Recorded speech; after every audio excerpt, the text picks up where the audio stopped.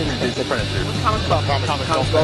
Comics Wellspring. And yeah, this is printed with Comics Wellspring. Came out beautiful. High quality stuff. People think it's fantastic.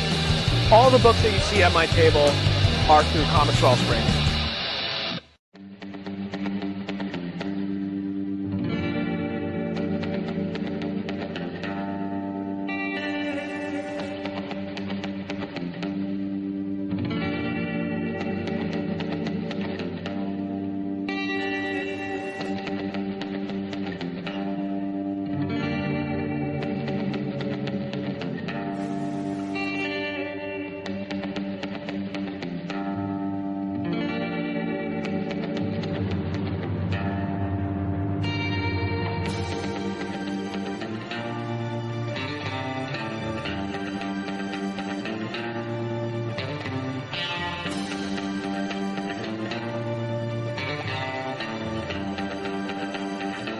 All right. Here, but I'm thinking like there, right? Like you gotta give So one up, but you gotta give me angular. You can't give me arched eyebrows like a fucking cartoon character. So wait.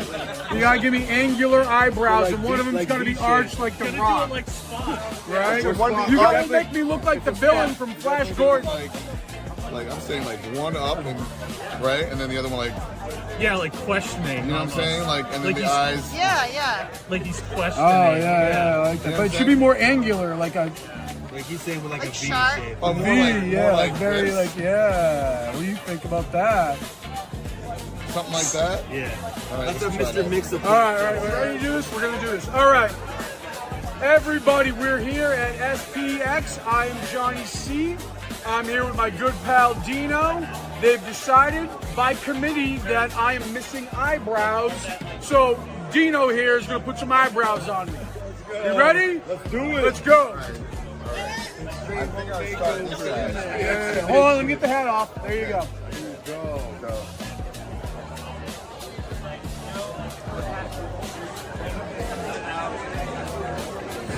Taking on a Submariner type of look. Looks like an early Submariner in an amazing way. Do I look like I could be fucking Sue Richards? Oh, dude. Right on. Knee Richards. Or fighting Tony Stark. Yeah. There we go. There you It's go. like Spock. This is what it's like to get cosmetic surgery from somebody who worked at Marvel. Yeah, this is next level shit. This might be the most valuable fucking thing illustrated at SPX this weekend. Oh, Thanks, brother. That's fucking dope. That's dope, dude. Thank you. Look at me.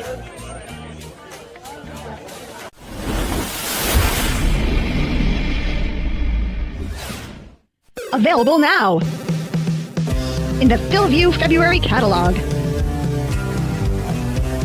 It's the Mighty Mascots. Born from a 3D printing accident, the weirdest superhero team ever hits comic book shops this spring. From Philbo Distribution.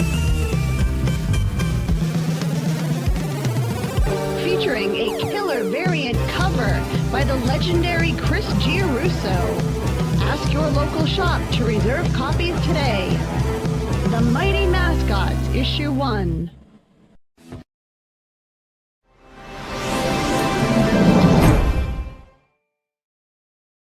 Hey, everybody. Welcome to another episode of Indie Comics Relay. I'm your host, Keith Gleason, creator of the Mighty Mascots and promoter for the Plastic City Comic Con. With me, as always, Johnny C., creator of Sartana, the comic, surrounded by death and the pond. For who, Johnny? My good cousin Roger Morocco. Absolutely. And our third co-host, the Time Lord of Tangents himself, Harry G. What's up, Hey, everybody. fellas? What Not up, too Harry? much. What's up, everybody? How's it going, man? What's going on?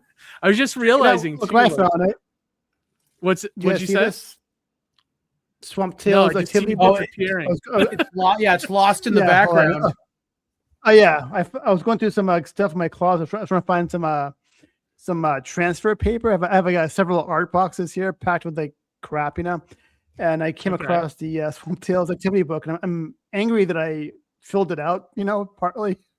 I wanted a Wait, what was pristine it? copy, It's, but it's an activity book.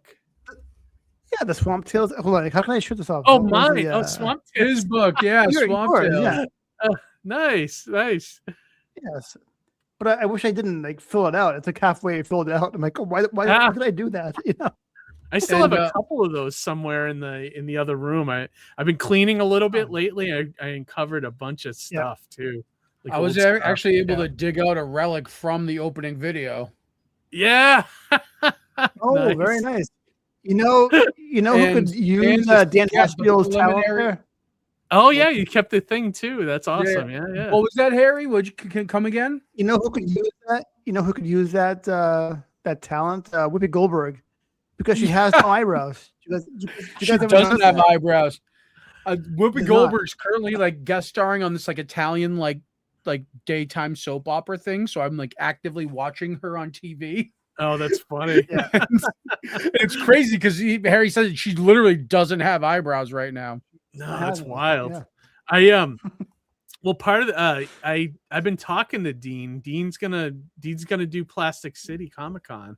Awesome. It's gonna be a good cool. show. Can't wait for that. He's talking about bringing someone with him, so I'm wondering if it's gonna be Whitney, who is with him at SP or not SPX, the IC3. Oh, that's Or- right. Yeah, Whitney was pretty cool. Or he might bring Vito, maybe. That's who I'm guessing. He hasn't said who yet, but I Oh, was like, all that's right, cool. That's cool too. Yeah. I mean, either Yeah. way, the more the merrier. It'd be really fun. We should actually plan or try to do some type of like video or clip or something from, while everybody's together there. Yeah, absolutely. That'd be awesome. We should all shave our eyebrows before we go, and then that way we can. Dean fill them all in for everybody. Yeah, right. Dean's such a good sport. He probably would do that. Yeah. We're gonna love that guy. I was gonna say, but no, I was gonna say earlier before Harry started talking about the Swamp Tales thing. I was thinking like when we start these shows, I'm thinking about pushing the first guest back to like 9:30, just so we have time to talk at the front of the show. Because it seems as soon as we're live, it's like, oh, we got to bring the guest in like 2 minutes. We used to do that though, and then Yeah, we right? decided to push it out or get the guest out right away, and then do the talking after. Yeah, right. Yeah, like I just like having that we have little to find, like, breathing a room happy up front. medium. Yeah, like just to have like in case we wanted to talk about AEW or something up front, or anything going on with us, before we get into the whole weeds and everything. Anything that's happened in the last week or two before, since we were live, that kind of stuff, Right. Speaking of AEW, did you watch Grand Slam, Johnny? I did watch Grand Slam. Did you enjoy it? I thought awesome. it was good. It was definitely good. We had a pay-per-view level on a Saturday night. It was probably the best collision I've seen in a very long time. Oh, yeah. They should have just called that Dynamite 2 Part 2, yeah. 2.0 or something, because it wasn't like a collision kind of, event really. No, it was. Even though I have to say most of the matches I kind of knew which way they were going. Yeah. Whereas Dynamite had some shocking Dynamite was wild this week. belt changes like on Dynamite. That was crazy. Yeah. I gotta say, AEW changes the belt with every so much, like quicker than other leagues, And but I mean, they do it interestingly because they'll do it like on a casual Wednesday night. Yeah, right. Like it's no big deal. Moments will happen for free, like just on a casual night, which then makes it even more intriguing when you have something like a Grand Slam or a pay-per-view where they have to really perform or really do something extra special because they already recently had a title change. Yeah, right. That's why I kind of knew like the Mark Briscoe match was like, there's no way Kyle's losing that. He just got the belt on Wednesday. Like, what a good match, though. It was good. Those two put on a good show. I gotta admit, and like Kyle Fletcher coming out looking like some type of midsummer, like with the crown and the glitter on his face was fucking crazy. The real shocker on Wednesday, I thought though, was Tekla taking the women's belt. That was not crazy. expect that at all. Me either. I like Tekla a lot though, so I'm like, that's cool. I can't wait to see what she does as champion. If anything, it pushes Statlander's story even further now. You know what I mean? Yeah, right. Which is pretty cool. Yeah, and the hair match was fun, although we all knew Yuta was going to get his head shaved. And that was fun too, you know, just watching that go down. And that's something, you know, we used to see back in the day in wrestling, right? When the old, like, Beefcake would cut people's hair regularly. Yeah. Right, exactly. But there was also the hair match where somebody would lose hair if they lost, you know? Yeah, right. And it was really cool too, because Moxley was like, no, man, you need to go honor that. That was great. That was great. Back into the ring, which I thought was really cool. Yeah, Moxley's been awesome. I mean, I like the Death Riders normally, so yeah, you know, but Moxley especially has been like kind of like that misunderstood, like honorable, like tough guy. You know what I mean? Like a little bit, but I mean, he's still a heel. He's a heel, but they kind of morphed him into this other thing. Which is what he kind of started like. You know what I mean? Like that's how he kind of came into AEW, was like this. So to that point where, like, you know, it's interesting to see where they go, because inevitably, you know, there's going to be some divide from the Death Riders. Yeah, absolutely. You know what I mean? It's just a matter of how that goes down. But a lot of storytelling beats for people who are writing comics actively, you should be watching pro wrestling and learning from the storytelling beats. You know what I mean? Like, there's notes there that you can take away from to help improve your characters that you write. Yeah, right. You know what I mean? And even in presentation too. You know what I mean? There's parallels. We've always talked about the parallels between pro wrestling and comics, and it's just never more apparent than today and now. You know? Yeah, exactly. Like, take one of the wrestlers and picture it as one of your characters, and just watch what they do, how they write up that confrontation. Like, you know what I mean? Like, especially if you're doing a superhero book. Oh yeah. I mean, I want to write a character the way Claudio presents himself. You know what I mean? Yeah. It's like, there's just correlation there, you know? Yeah, absolutely. I agree. I should mention that tonight we got some solid friggin' guests tonight. Tonight's, we do. Two guys that haven't been on the show in a while. Yep. That I'm interested in catching up with on both of them. Both friends of the show. Yes. And I was just recently on Catch the Craze, maybe less than a month ago. And that was great, because I hadn't been on that show in a long time. Yeah, it's been a while for me when too. you do a YouTube show, it's like you kind of don't want to be on YouTube all that much, Yeah. even when you're promoting something. So you know, so but yeah, no, Sam Vera is our first guest, who's got a new Kickstarter that's not it's something different from his alien. There's an Alien in My Toilet book, which he's been doing a lot of. And this one looks really interesting. So yeah, I can't wait to talk to him about it. And then the second guest tonight is Travis Gibb, who's part of this whole Summit Summit Comics thing, which I'm curious to find out all about that whole superhero universe. It looks like a great idea. It's very interesting to see. It's it's ambitious. Yeah. But it only feels ambitious based upon the way it is and the way it seems like it's presented, and kind of like how superheroes have taken like this backseat underdog approach in indie comics. Like, oh, if you're doing a superhero book, you know, you're not going to get very far or whatever. You know, that was the saying for a while, but I really don't think that's the case. And when somebody like Travis Gibb is doing the book, it's probably a lot easier. Yeah, it's probably infusing like that indie sensibility with a superhero comic, you know. Well, that's what I'm looking to find out a little bit more about. Yeah, and it's always awesome to talk to Travis. So yeah, looking forward to having him on, cracking his head open and finding out more about this project. Yeah. So yeah, I'd say, and then maybe we'll talk a little bit about our project we got going on after all of that too tonight, which will be good. An update, if you will. Yeah. You know what? It's funny, like, Sam's doing something very different from what he normally does, right? Yeah. Travis is doing something very different from indie comics in general right now. Yeah. Like, it's just a very different thing, you know? And we have something very different. Yeah. That we're cooking up. Yeah. Which is really cool. Something that none of us have ever worked on before either. Something that's not even going on in comics right now. Yeah. You know what I mean? So there's a little comics teaser isn't doing this right now. Yep. Yeah, 100%. A little teaser to stick around there. Just a little teaser. Yeah. Yeah.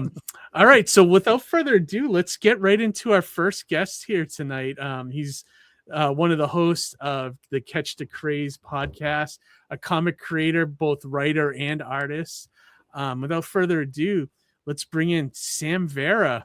Sam, man, what's up? What's up? What up, man? Look at you How's it guys. Look going? at you guys. Good to see you, man. It's been a while. Look at It's us. been a here. long time, dude. Yeah, I mean, not for me. I saw you less than a month ago, but Yeah, I was enjoying that video of Johnny's eyebrows getting drawn in. But wasn't that great? Oh, That was a so fun much night. fun. That kind of came out of nowhere too, right? That night I was in drinking SPF. heavily that night. Yeah. So, I mean, it was just like, it seemed like a good idea. that's Yeah, awesome. and we met Dean Haspiel at IC3 and we kind of became friends with him. And yeah, and we just walked by and then that whole thing kind of happened on the spur of the moment. It was great. Yeah, you know? they were annoyed that they couldn't see my eyebrows, so they couldn't tell, like, that part of my expression was missing because Yeah. I was drunk, right? So they couldn't see like where they were coming at me. So like, we gotta put some eyebrows on this kid. And sure enough, that's what happened. And then it became a thing, so Then it was became really a fun. thing, exactly. Have you ever been to that show, Sam? The No. SPX? No. It's interesting. Like, go ahead, Johnny.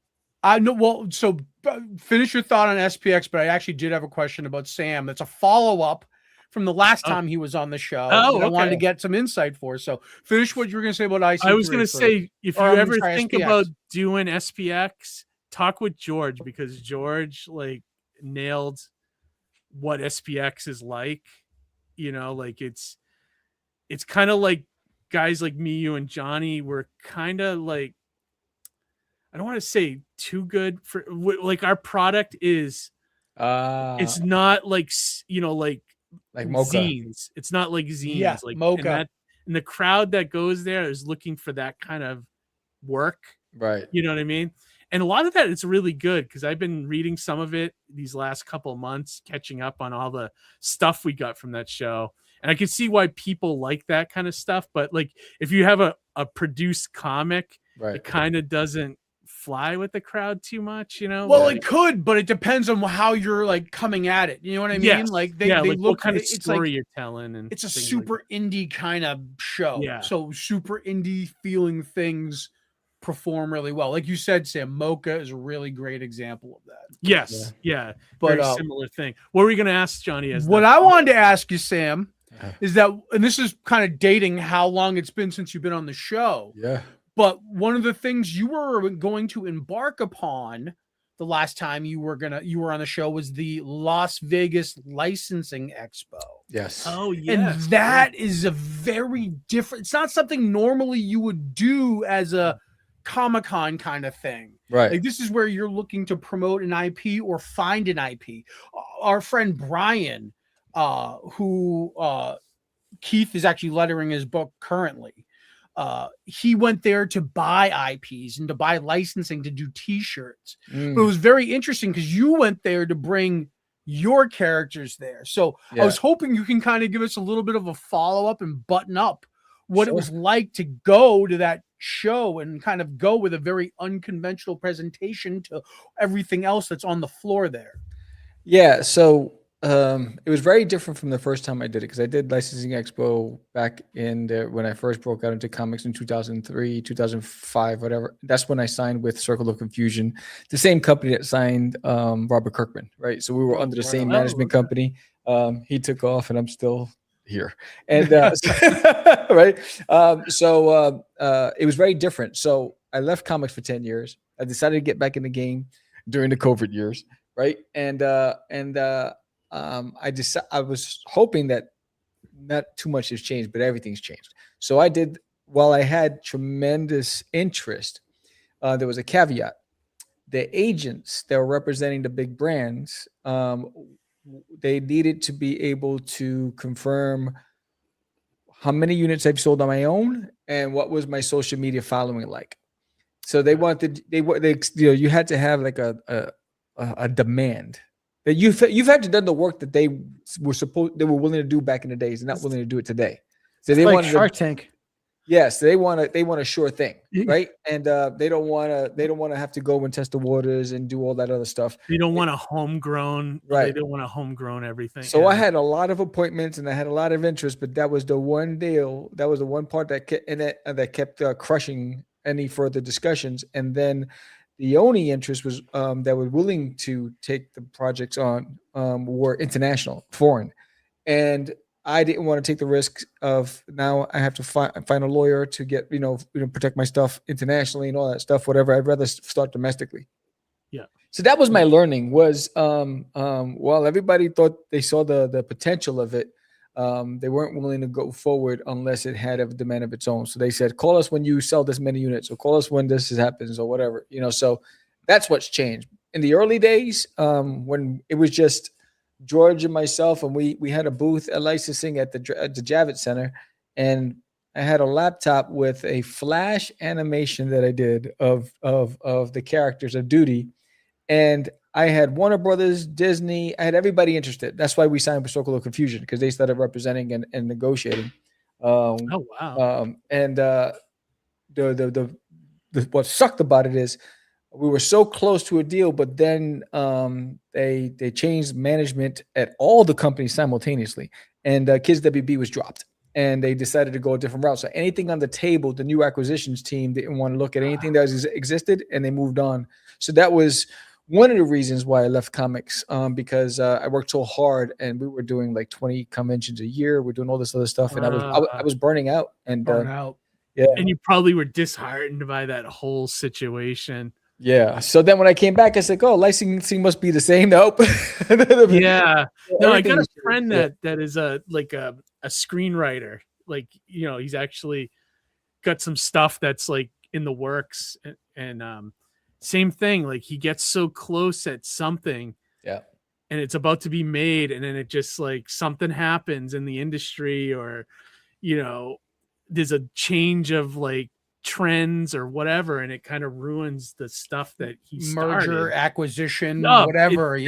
It's like all that stuff can throw a swerve, and that could, right. And you're writing a certain genre, and then all of a sudden, like, one bad performing movie in that genre just tanks the whole process, Yeah, things like that. So yeah, I hear you, man. It's like trying to get something made and outside of comics is such a task, and like, but it's interesting to hear your experience with it, Sam. Thank you for sharing it. You know what I mean? Just that type of insight, and just what you've gone through with it. Like, you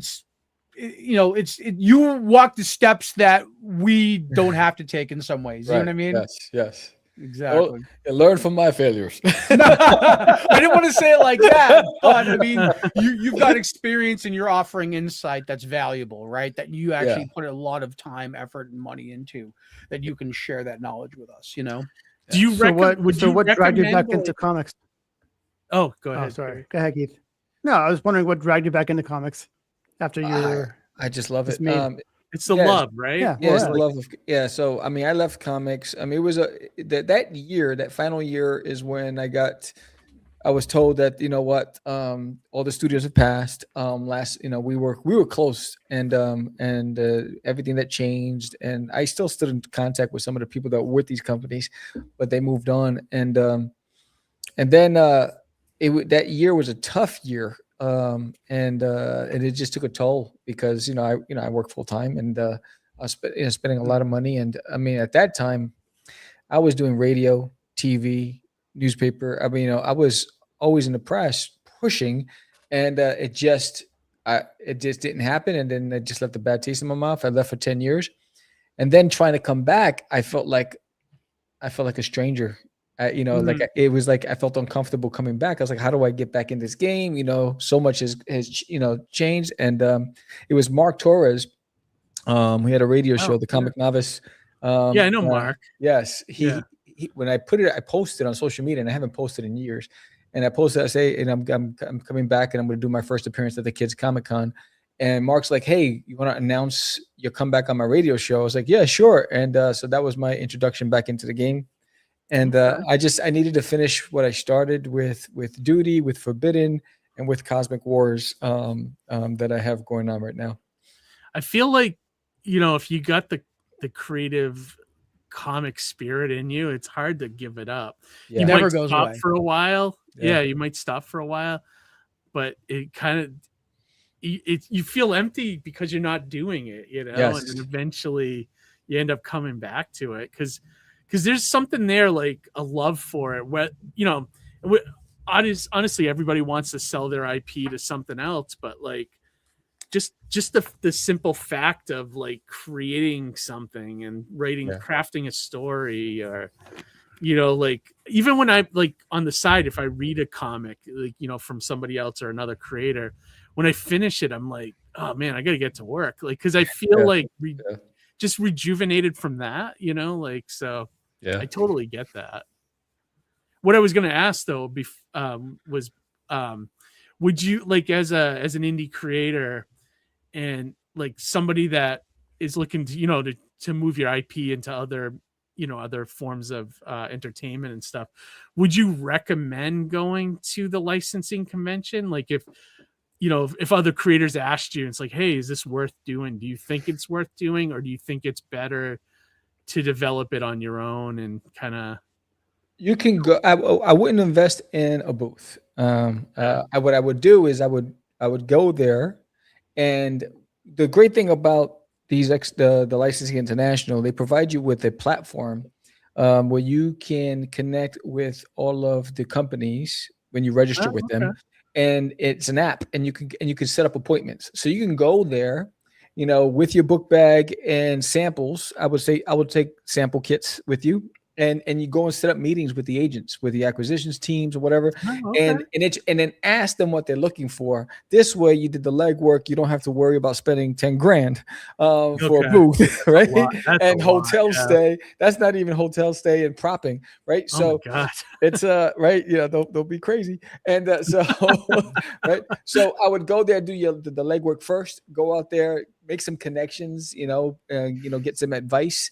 And then you can steer your brand based on that information and those connections, and then hopefully build from there. Unless you already establish a foundation, if you already have that demand for yourself, I would get an agent or manager and let them make that investment and let them set that up and let them do the talking for you, and you just be the creative, right? And I think that's the other part. So if you already have that established, I would start talking to management, getting a brand, an IP agent or whatever, and let them go out there because they already have the connections, right? Okay. So they can start doing these introductions without maybe not even having to spend that the money on a show, because they could just call up and set up a conference call and walk into these people's office because they already have that, portfolio. Yeah, and Sam makes a good point. Do what you do best, being creative, not having to worry about some of the other stuff, right? Yeah, right. And I mean, Sam's got some pretty compelling characters. I mean, like, for real. Look at that. Look at that. All right. Look at that. Like that's just begging to be like an Adult Swim cartoon. Yeah, exactly. Right? That's like, awesome. look at that. Yes. That is the most sought after cover at Texoma Comic-Con. It's a big military area, a lot of veterans, and they love that cover. Yes, it's awesome, man. Yeah. And then everything's going well. Jacket cover. Yeah, right. Everything's going well with Catch the Craze too. You enjoy it? Yeah. We're going strong. We're at 600 and something episodes or whatever. That's crazy. That's awesome. Yeah. Yeah, I enjoyed coming back on. It was a while. Like, it was cool. You guys get good discussions going and good talking points going for the industry and things like that. Thanks. I enjoy it. Yeah, I try to listen whenever whenever it's on and stuff. Johnny, you were going to say something? Or? No, I was just going to say that it's a mark of a good interviewer, right? You and George, you guys do such a great job of not, you set the person up to do all the talking, right? Yeah. And you guys do such a good job at that. Thank you. Yeah, hell yeah. Any exciting guests coming up on the show? Every guest is exciting, man. Right? Yeah, right. Right? I haven't looked. I know I get the alerts whenever somebody books on the show. And George is better than I am, right? So George will do all of the homework, right? And I'm looking at who it is like 24 hours, 48 hours before. because I'm doing all my own stuff, and I do all the promos for the show. I do my own books. I do my writing, coloring, all that stuff. Plus, I have a full-time job. So George will go and he'll read the books, and he'll go and get his notes together and whatever. He and I will come up with a topic for the Get Your Med segment. That's why most of the time I let George lead the interview, because he's done the homework. I gotcha. When I contribute is because I had the time to do the homework. I gotcha. Right? Yeah. Out of respect for the guests, right? So I don't want to fluff it and just just give him some time. That's like our Harry. Harry often reads a lot of the books that are sent ahead of time, because me and Johnny, we got too much going on with creating comics and conventions and everything. Yeah. And Harry, we kind of lean on Harry whenever whenever a guest comes on that sends material to be read. Yeah. I try to look. Because Go ahead. Like Sam was saying, I want to respect the guest, but also I don't want to be caught flat-footed and not have anything to say either. Right. I want to have questions ready. Yeah, I like that. And Harry does a lot of research, which I appreciate for the show. So nice. Yeah, Harry will deep dive onto the facts. Like, he'll pull out facts that he found on like a Facebook page from like 7 years ago. That's like super interesting. You know what I mean? He goes full blown Bordering stalking. Almost. Yeah. I don't want to be stalky, but yeah, right. So with that being said, Harry, what did you dig up about Sam's new project, the CosmicWars? Well, I know that Cosmic Gorf was something that you came up with when you were 12 years old. Yes. That's awesome. His name was Scrungy. How did that come about? His name was Scrungy. This is what he looked like when his original God. design. Oh my goodness! It's a Make him Polaroid. Yeah, let me make him big. It's a Polaroid. He looked like Alf God. with a Stay Puft Marshmallow Man mixed. Oh my God! Was that made? Was that with clay? Play-Doh? Yes. That's a Play-Doh. Yes. That's awesome. That's a Polaroid. Cool. So what made you what influenced all that? Like what were you watching or what were you reading, whatever that made you come up with that character? Right? With Star Everything. Wars? It was I was a big fan of everything Jim Henson, Fraggle Rock, The Dark Crystal. I see that now. Yeah. Yes. Yeah. Alf was a big influence. Of course. So when I created Gorf at that time, he was an imaginary friend that I made him a character, and then I watched a television series called Too Close for Comfort, where the dad used to draw a comic that's like called the second Cosmic time Cow. in like 3 weeks Yeah. This keeps coming up. Recently. What's that? I love that show. That's Yes. with Ted Knight. Good night. whatever. Yes. Yes. And That was a great show. yes, one of the daughters was in the movie The Warriors. She was the girl in The Warriors. Yes. That's right. Yeah. Yeah. that So became Was it popular also soon, Gorf? too. Wasn't Recently.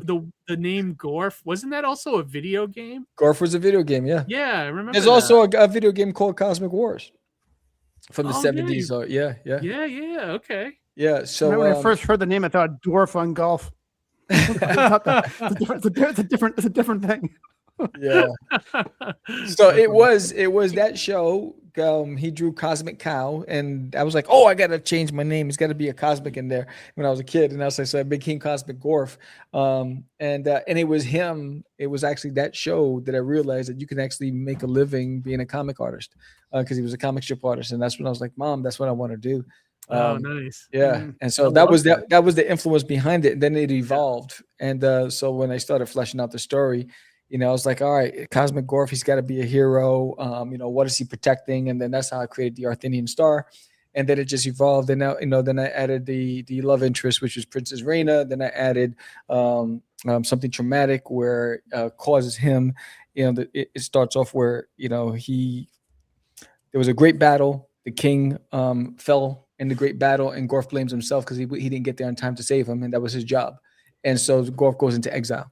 And not realizing the impact, because without him, now the kingdom of Crystallier is at risk of being overthrown by Lord Evil or even Zarkinar, who's like a pirate overlord, alien pirate overlord. So the princess knows she needs to go and seek Gorf, and she had a captain of the Royal Guard, Captain M3. He says, we don't need him. He's a has-been. We don't want him. We don't need him. And the princess knows that she does, so she risks everything to go and search for him. And he's in the farthest most sector of the universe, and in a dangerous area, and she risks everything to go and find him to try to convince him to come back and protect Crystalia before it's too late.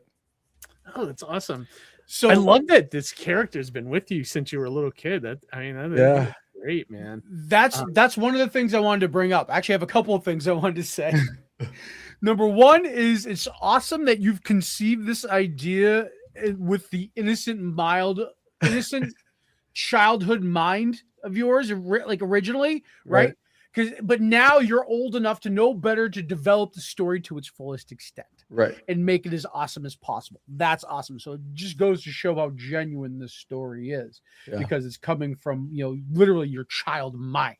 Yes. The other thing is that this concept is so cool and so in depth and so like epic sounding. It's just like, I just want to see Henson bring their next, like, Henson's only done one action series ever. It's Farscape, right? Farscape. Yeah. They need to make this as their next thing, man. That's this awesome. would be cool to see puppets in a full Wait a minute. scale What about action? What about Follow That sci-fi Bird? epic. What's that? Follow That Bird. Okay, all right. Fair enough. That was pretty epic. No, but There wasn't Farscape enough is laser more. pistols or princesses. Oh, right. Farscape's Or though pigs more in in space. line with something like this, though. Totally. Yeah, absolutely. Totally. And Thanks. they made it look so good back then. So this could, I bet the technology is even better now with puppetry and everything else. But even Keith, I don't know if you can bring up like maybe the campaign so we can take a peek at it. Yeah, absolutely. But I wanted to You're say, right, just even your character design, Sam, can you talk a little bit about that? Because that lends itself where you have like this kind of character that looks like it would be like a Fraggle almost or something, but he looks very much like this heroic, action-packed knight. He looks like Skeeter from like a Space Marine. Muppet Babies. Or, Yeah. So I mean, you Skeeterish. definitely see all the my influences as a kid, and as I molded Gorf to look from what he originally looked like, half elf, half Stay Puft Marshmallow Man, half whatever. I wanted him to when you've seen him, his presence. I want him to be the hero that he is in the series, and so the suit that he has is designed by Professor Ramses, who raised Gorf as a kid. And it's there, and it adapts to the elements and all this stuff, so it keeps him protected from harm. So I wanted, the flowing hair, when I think of Conan, right? So, Conan was a big influence as a kid, and he had the big, beautiful long hair, right? So I wanted Gorf to be like the ladies, like, like Fabio books, right? And it was like the cover. Yes, I love that. So I wanted, and then I wanted him, to when his adversaries look at him, they know that he's a threat, right? But yet he is also not scary to like a kid, right? But he's definitely you think of a hero. I wanted them to look at Gorf and say, yeah, he's that guy, and he's tough, but he also will protect you. Right. Yeah, that's a hard thing to do, to like do all that stuff and make it all work for all those right reasons, So I think you nailed it, though. Thank you. Yeah, I really like the idea of this. Even just like the designs of the characters, it feels like something displaced from an 80s cartoon. If you were to pick an 80s cartoon, like a beloved 80s childhood cartoon out of the multiverse from another timeline that, we didn't live in, it could be this story. Do you know what I mean? Yeah. It genuinely looks something that, And you Sam, you always do everything, right? You draw it, you write it, you color Everything. it, right? This is the one That's project. a lot of work, man. Yeah, this is the one project that I'm not having George Letter. I'm doing everything from start to finish. It's funny because George is a big fan of Cosmic Wars, and he's one of the reasons why I brought it back. And because he kept bringing it up, when are you going to do Gorf? When are you going to do Gorf? And then I was like, you know what? tomorrow's not promised. I keep saying that, next year, but I'm like, tomorrow's not promised. Let me get it done now. And then when I picked up my old work and the old storyboards, I felt like I was connecting with an old friend. And I was like, and all this nostalgic memory started coming back, and I was remembering what I was doing as a kid and all the things. And then it just became so much fun. And now I'm just on beast mode right now, just drawing and creating. And, I revised some of the plot lines and all that stuff. And it's just exciting right now. That's really awesome, cool, man. It's a lot of work. You're doing everything. Yes. What is there a specific reason why you said, well, you wanted to do everything, including taking over the lettering from George? Because it's been with me since I was a kid, and there's a specific look and feel that I want with the lettering, even with everything. And I feel like I owe it to Gorf, because it's been so long, to just ride that wave with him all the way. Right on. I love that. I love that you're doing that.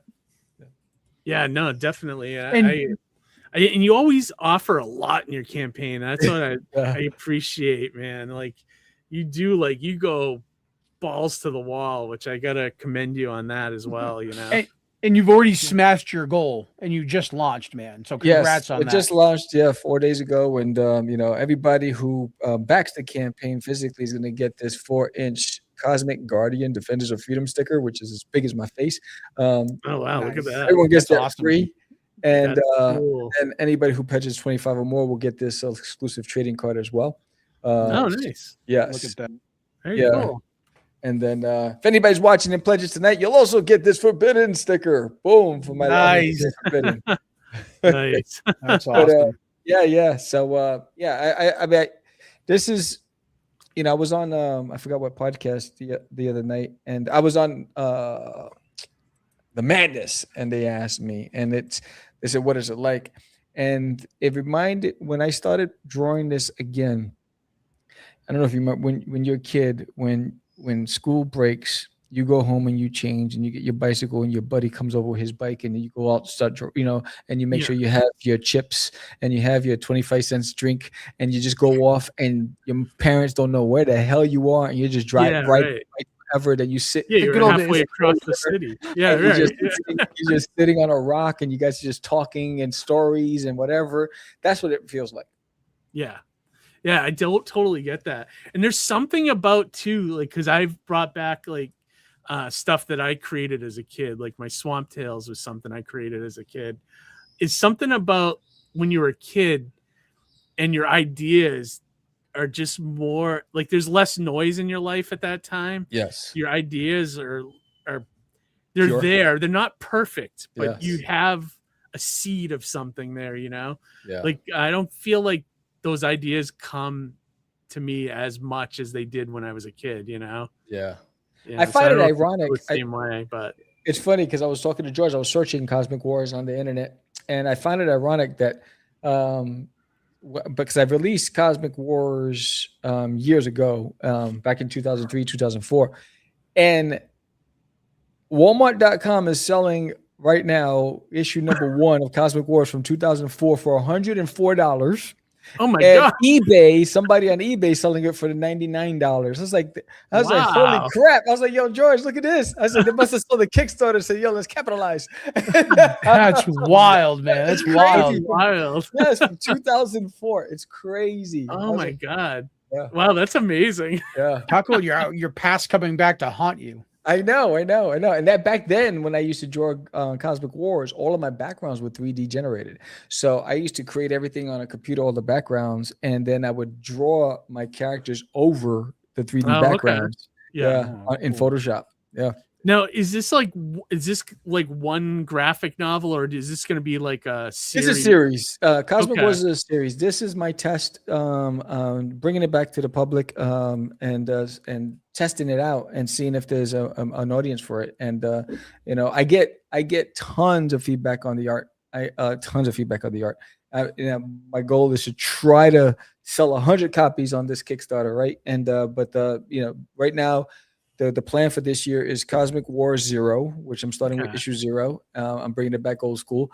And then in the summer, Launch Duty, Disney Alien Bunch number 8. and continue, because I have 3 issues left for There's an Angel in My Toilet before that series is done. And then we'll see, based on how this one does, if I bring the second part in the fall. Oh, okay. So you're gonna try to alternate between the two? Yeah. It's a good break for me. It's Forbidden was a good break to get that done, because that's a one-shot omnibus, and get that out of my system. And now I'm working on getting it into stores. And then once Duty is done, then I'm going to make one big giant omnibus and get that out there. That's awesome. Nice. Great idea. Yeah, why not? You're prime for distribution, Sam. I mean, maybe even something like Philbo. Yeah. Might work for you. Do you know Phil? Yeah, of course. Phil's he's a friend of the show. Oh, nice. Yeah, you should. Why not? Why not? Jump in. I'm gonna try it out. I just put mine in the catalog this month, so we'll see. I gotta prep issue 2 now to get that ready. But that's the one thing I don't like about it. It's like such a fast-paced schedule to stay on top of everything. But that's what George told me. George said it was a grind. Yeah, it is a grind, and it's like trying to send out promos. You know how it is, man. But something like that's worth it though, because the grind, like you're grinding, but Phil's grinding twice as hard for you. Yeah, right. Exactly. You know what I mean? So that's kind of like the best part of it there. Yeah, exactly. So yeah, maybe down the road when you finish it or whatever, you should try, or when you get close, maybe start soliciting the first issues or something, Yeah, for There's an Angel in My Toilet, when I'm done with issue 10, when I get to issue 10, that's when I'll start with the distribution with issue 1. And then go from there. This way I'll have 10 months worth done in the pipeline and to the end of the series. Give you enough time to finish the next 2. Or you could do the graphic novel, then the next 5, and then the graphic novel. Yeah. I mean, he has an option, I think, on his thing where you can check off if your book's monthly, bi-monthly, or infrequent. Right. So I put infrequent because once I hit the 10 issues of Mascots, then it's like, you might get 1 a year or 2 a year if you're lucky, So yeah. So that's my plan with it, and I'll just solicit when I have it ready to go, Yeah. But that's awesome, Sam. Anything else coming up that you want to talk about besides Cosmic Wars, or is it this weekend? I'll be at George and I are going to be at Texoma Comic-Con this weekend. So that's going to be exciting. This is our 3rd time going. George always flies out for this show, and it's a good show. It's in this area, they're by the Choctaw Casino. Okay. They're diehard comic fans, and which show is this? The Texoma Comic-Con. Texoma, I never heard of that. It's run by the same guys that run Cowtown Comic-Con, and they have what's the name of the company? They also have their own comic shop and their own publishing. But Chris Hayes, those guys run a really, really good show there, and so it's our 3rd year in a row. And then after that, I have LitCon, which is in Greenville, Texas, and it's run by the library, and it's a small show, brings in a few hundred people, like maybe 500-600 people. But I do amazing at that show every time, and they're amazing. They buy you lunch and they give you water bottles, and they treat you really good. And those library shows are really great, man. Like they really know how to treat the person tabling, and they bring in such a great audience. And it's so unconventional to your typical Comic-Con where people have to pay to get in, and then you have to compete with celebrities and everybody else. It's like you're at a library, and somebody's just casually returning books and happens to stumble upon your stuff. Like that's great. I mean, they actually allocate the whole space just for exhibitors. It's all artists, local artists, and it's pretty good. That's cool. And then Free Comic Book Day, I'll be doing the book signing on Free Comic Book Day at one of the comic shops. With regards to Forbidden, every 20 backers we host a raffle on Cast the Craze podcast. Tomorrow we're hosting the raffle. The last week's raffle winner won the gold foil pack of Forbidden trading cards. As a nice. That's cool. So tomorrow night's raffle is going to be the silver foil deck of duty cards. So that'll be tomorrow night. And we're just grinding away. And then I'm going to take a couple of months off until fall, and then I'll start doing conventions Go again. dive in again. Yeah. You got to get you up to New York Comic Con with me and George, man, at the table. I know, but you know how much that's going to cost me? It's expensive, bro. I know. It's not Sam, quite a that's where I'm licensing at. table booth, though, right? Yeah, I know, but you know, Sam, that's where I'm at. I'm like always thinking of the dollars. Like, you know, like New York is such a hassle to do. It is. It's pricey, but it's a good time. It's a good time. I know. I mean, we did the first 3 New York Comic Cons when it first came out. That's how. Oh, did you back in the day? Oh, right I did the first 3 shows. I probably bumped into you there, dude. I used to go to those early ones too. Yeah, that's what Just we walking first around. did. I never got a booth. I was always walking around. Yeah, that's when we first did our field reporting for Catch the Craze podcast. Did you really? Yeah, back in, That's amazing. Cool. Yeah, it was awesome. How long have you been in Texas for? Because that's not Texan accent. No, I'm from New York. 4 years. Okay, right. Yeah. Hey, everybody knows when they hear me out here, they're like, "Oh yeah, he's different." He's different. How did you get out? What made you go out there? COVID. Go out there, it was COVID. Was it really? Yeah, it was because the company I worked for went belly up and shut down, and then the movie industry, which my wife was in, halted production. And so her family is out in Texas. So we said, look, let's just move out to Texas. There's nothing going on in New York right now. And New York was getting a little crazy. So we just put our house on the market and we bought a house out here, and we've been out here since. Oh, wow. Even though I grew up, she was surprised because I just woke up one day. I was like, yeah, we got to get out. New York is getting crazy. Because I lived in Jersey and drove into the city for work. So I'm paying 2 taxes. I'm paying employment tax for both in New York and New Jersey because I'm a resident here and I work there. Then to cross the bridge to get into New York or the tunnel, they went from $10 to $18 tolls just to cross over. Then they added that Midtown toll to go across town. So you're paying to get into the city, then you're paying to go across the city. It was getting crazy. Then they had all those protests and the violence started getting crazy. And I was like, let's just go. Yeah, time to get out. Time to punch out. Plus, weren't they too also like just letting people like go into like shops and just take everything? And, they weren't doing anything. I was like, what the hell? Yeah, it's craziness, crazy, man. I wouldn't. Yeah. It's nice to visit, but I would never want to. I was just gonna say, nice place to visit. Wouldn't want to live there. Yeah, like I go back during like the holidays to go to Central Park and go to a Broadway show, that kind of stuff. You know, get some. You still have family up in New York and everything? Yeah, my sister's still in Brooklyn and my brother's in Elmsford, New York. Oh, okay. Right on. Nice. Yeah. Awesome, man. Well, any other social media that you want to shout out as we start to wrap up here? Anything else you want to let people know? I'm going to share the link for the Kickstarter right now. Yeah, we'll put it in the comments and it'll be in the feedback so that way people can click on it and they can get to the campaign.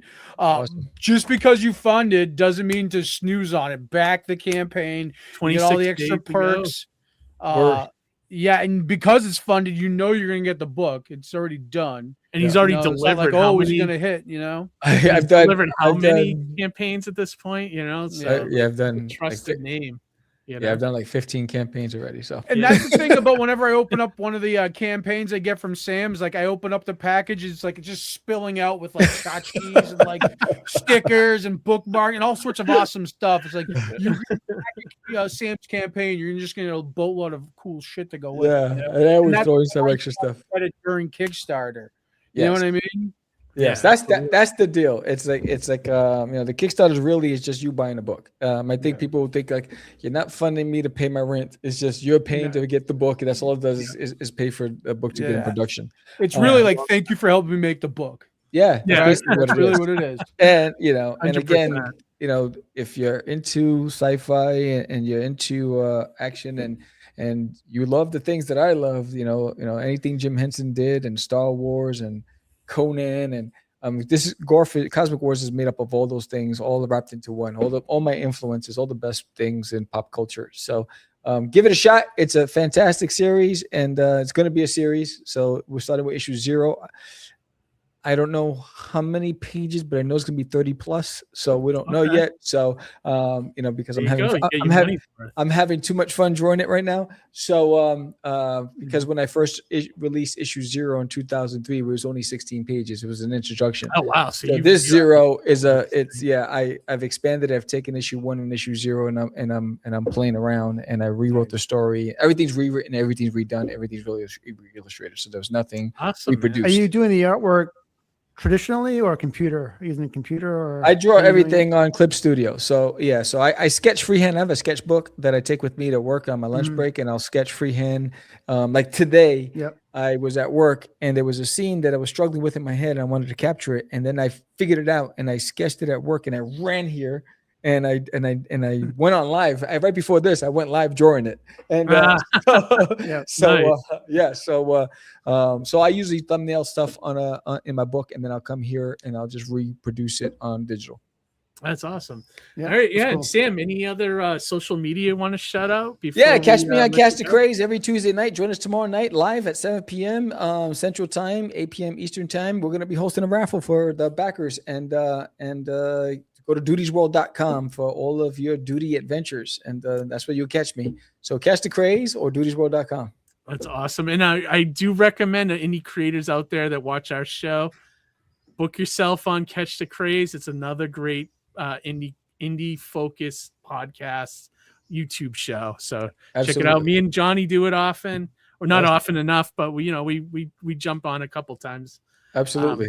It's great. And these guys are awesome. So they always come on our show. So definitely give them some love as well. We got to do another crossover episode. Remember we did that super show that led right into the other one? We got to do that again sometime in the future. Yeah, we'll plan something. Absolutely. All right, cool. Thank you, guys. All right, well, great to see you, Sam. And thank you, Sam. Good luck with Appreciate the campaign. it, man. You too. All right, dude. Have a good night. Take care, man. All right. Have a good one. Night. Awesome. Man, that guy works so hard. That guy, he does so much. Like he got a full-time job, just like us, man. You know what I mean? Full-time job, making comics, doing the show, like so much. Conventions. Yeah, absolutely. And always gives you your money's worth, 100%. A lot of campaigns, So, and speaking about another hardworking creator that we have in the back room right now. Who hasn't been on the show in a little while now. So it's been like maybe a year or two at this point since he was on. Been a little bit. It's been a while. I don't remember exactly when, but I'm curious to know what this new Summit comic stuff is. It looks really freaking cool.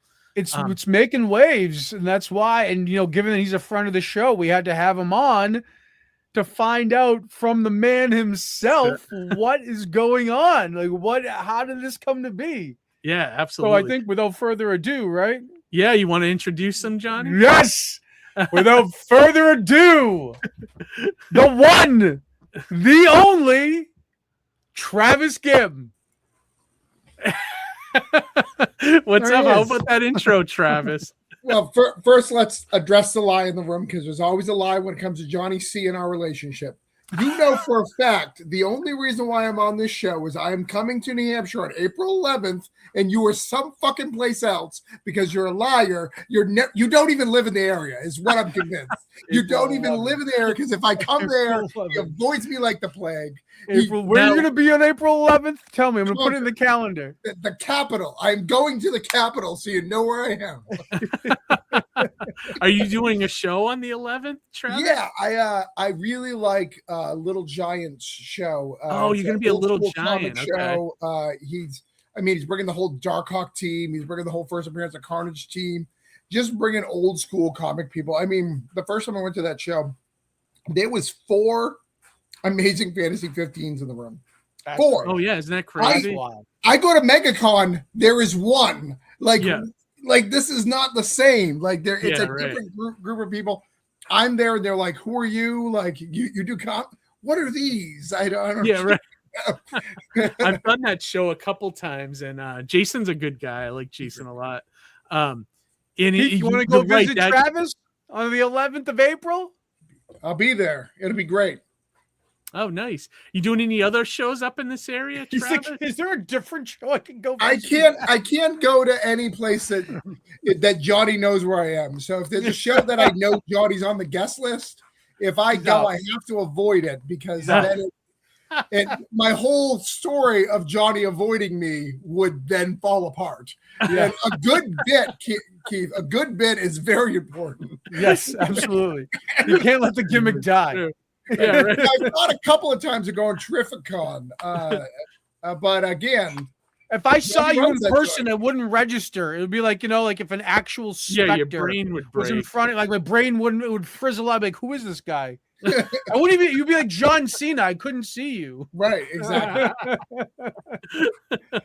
That's amazing. Yeah, well, if you go to Terrificon, I think I'm already booked. So yeah. We I'm haven't not met going anywhere that officially. Johnny's already booked. So unless I don't know and it's an accident, that's the only way it's going to happen. I'm not All booked for Terrificon yet. So there you go. Right. Oh, okay. Yeah, We'll see. We'll see what happens. We'll see.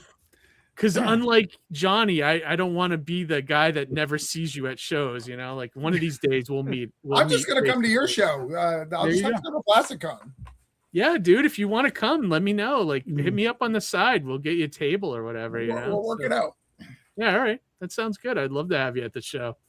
And much like Jason's show, it's not 100% comics, but I do try to keep it very comic focused. We do bring a lot of people in, so a lot of people are hungry for indie stuff there. No, absolutely. Nice. And even though I do well at Jason's show, but again, I have a book called Granite State Punk. If I can't sell that in New Hampshire, I don't like. Yeah, right. I don't know where. What else? I don't know. Because hanging up, if you can't do that, man. So tell me, how did this whole summit thing start? Like, because I started following. I think after the last time you were on the show, I signed up for your newsletter. So I've been getting your regular emails and stuff, and then it went silent for a little while, and then all of a sudden the summit thing started, and I was like, oh, what is this? Like, I like the idea that you guys are doing here. Tell us a little bit about it. Well, all right. So in January, and this will kind of explain it. It'll sound like a roundabout answer, but in January, 800K was brought in the not safe for work category on Kickstarter. Wow. Okay. In superheroes, it was 37K for the whole month. That's a huge gap. Yeah. Not safe for work has taken about 65% of the platform. And again, I'm not anti not safe for work. This is not a like. No, this is like we're talking about like the titty comics. It's just fact, right? This is just fact. So it's a taking over the stuff. I believe that if Kickstarter is going to be a platform that invites people, you're going to have to fight back. And again, it's not going, don't make less not safe for work book. That's not the solution. The solution is make better other comics. So they'll come to it. And regardless of what people tell you, they love superhero comics, right? On Wednesday, it is 95% superhero comics that people are buying. It's just reality. Yeah. So my thought was, hey, I know there's an audience here. I know that we can get them to Kickstarter. I see where the people in the past have made mistakes on superhero stuff. Let's not make those mistakes. Let's bring some people together. So in my Discord, a few people were talking, and I was like, all right, let's put together a superhero universe. So we did. We've got it, and we've got a unique system to kind of not only help other creators, to help bring up the superhero goal. My real goal is not even just us, but to bring up superheroes as a whole, to be like the 5K mark of Kickstarter. Like if you want a superhero, because they were running below 2K. Yeah. So trying to get that up there and trying to build that up there. So we built this new universe with a bunch of creators. We have a new Kickstarter like image hybrid so people can be involved. So it's really just kind of a fun activity that is getting a lot of buzz. If you haven't heard Comic Book Resource, they say we're taking out Marvel and DC. For the record, we did not say that. They have said. That's awesome. That's pretty cool, man. Like, you can't buy press that's good, right? Yeah. That good, right? Now, I'm just curious. So is it like a shared universe that you guys are creating where these characters interact, or is it more of like this is a platform to bring indie creators superhero concepts? Or both? No, it's a shared universe. Everybody's in Shared. the same universe. They share continuity. We have editing teams, we have promotion teams, we have marketing teams. But the way it works, I'm going to get instead of talking, we'll talk. Well, do you want to talk about the nitty gritty of how it works, or do you want to talk about the universe, like the both? I want both. What do you want first? You want to talk about the fiction, or you want to talk about the reality? Well, let's talk about the reality, because I'm very interested in finding out more of like the logistics and just like really like how you guys are putting this thing together. Yeah. So there's a couple different ways. So we're running it kind of the image model. So you can bring a superhero over. Again, this is not an open invite, like we'll have submissions and all that. But you bring a superhero over, you run it on your Kickstarter platform, but you get the Summit branding. You'll have access to other people's digitals. You'll have a good leg up if you're creating stuff. So that's one option. Okay. So you two experienced creators, that would probably be a great option to you. You don't need us to run a Kickstarter, but it's good that other people. Go ahead. Is the caveat there, Travis? So if you did that, like say I had a superhero I wanted to bring you guys. Yeah. And you accepted the submission. Now, like, would I have to, like, kind of read all of the like guidelines for this universe and like make sure that I kind of like make my character part of it and not like a separate thing, right? Like that is that how it would kind of work? Yes and no. It depends on how active you want to be in it. You know. Okay. Some people like how much you want to tie into this overall. Exactly. Okay. But know that one of our things that we're doing is we're doing a yearly event. So, you know, you guys read mainstream comics, right? Like, so you read Civil War or you read Crisis on Infinite Earth or whatever the case would be. The first 4 issues were great, and then the last couple sucked. Yeah. I have a theory that they didn't suck. I have a feeling that 4-month gap between issue 4 and 5 and the gap between 5 and 6 is what made it suck because you're let down. So what we do is we're going to do a yearly event in a trade paperback, and that's what Pinnacle right now is. So that's a yearly event. This one's kind of the origin of the universe. We kind of explain where the universe came from, how it exists. But we built stuff in this is really cool. So let's say, Keith, you came in with your stuff, and you're like, dude, I don't like this Travis Gibb guy. Like, I need to get out. We built exits in the plot of the universe to prepare for that. Unlike most stuff, there's an exit, like it's in your contract. Here's how we're going to remove your stuff when you're unhappy. Like to make it, or if you're happy, you stay forever. And it works the other way. Let's say he's like, oh, thank God. Let's say Johnny's like, thank God Keith's gone. I can now join this universe properly. We have to think to get Johnny in. So it's kind of a built-up system of that. So that's one way as a creator, existing creator, kind of run their own thing. Get all the Summit support, like back issues, digital, sell the back catalog at a discount, all that. The middle ground is for new creators. We actually have like a kind of a Marvel 2-in-1, Marvel 3-in-1, where you can do just 8 pages and we'll put it in this thing. And we're going to run that on the Summit platform with experienced creators running it, helping you get covers, all that stuff taken care of. And then our goal, long-term goal, and this Kickstarter is helping a lot, is we're going to try to budget at least a series with a creator a year, like separate. Like we're going to hire a creator, we're going to hire artists, we're going to hire the whole thing. So all 3 of those are going on at the same time at any level of creator to try to make sure we're not gatekeeping. Because look at Image now, right? Image is a great company. They put out great books. But tell me one person in the last 5 years who didn't write for Marvel or DC who's in Image. It just doesn't happen anymore. Yeah, right. It's not really indie.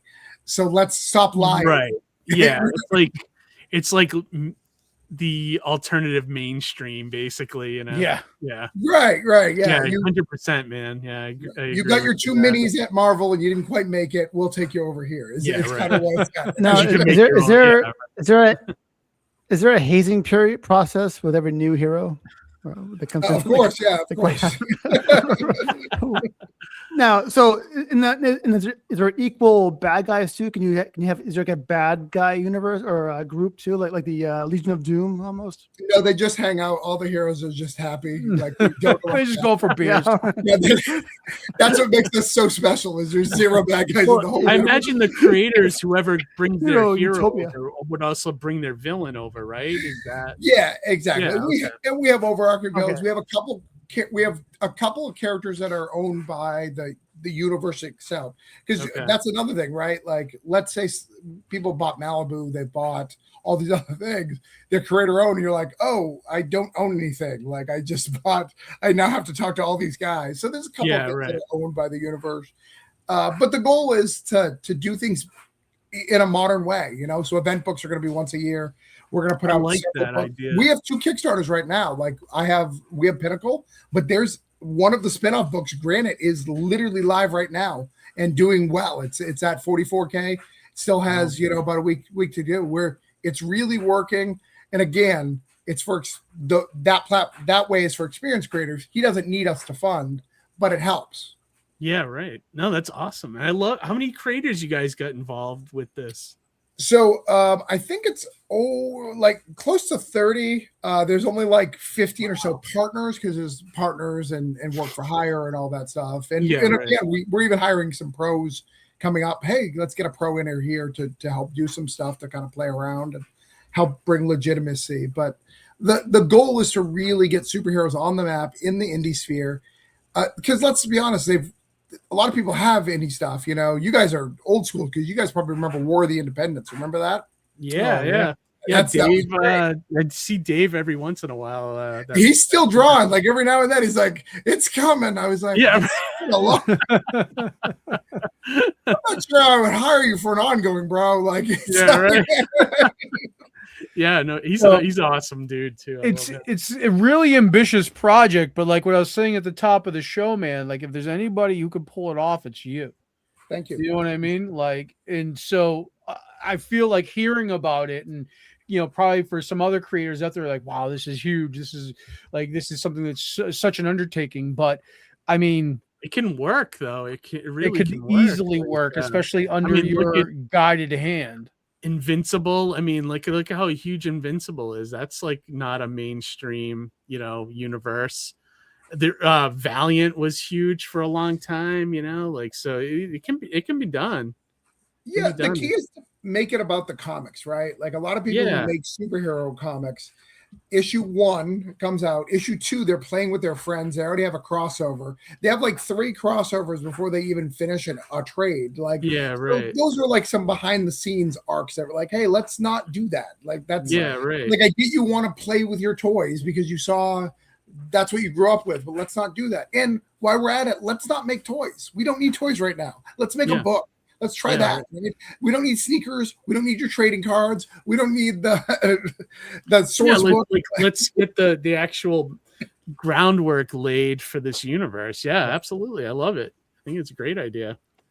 Yeah, it's so cool, man. It's a great idea. Like, how many have you guys produced? A bunch of books already, or is this just the start of it? Okay. Yes and no.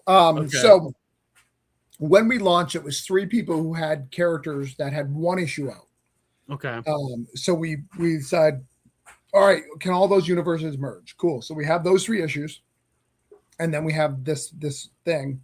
But there's literally like 4 or so coming out. We'll probably have about 14 this year. Like it's pretty big because people are working pretty hard on getting stuff done and moving to the next. And again, when you have experience and when you have, it's so good, man. Like, it's our dream, right? All of us work solo.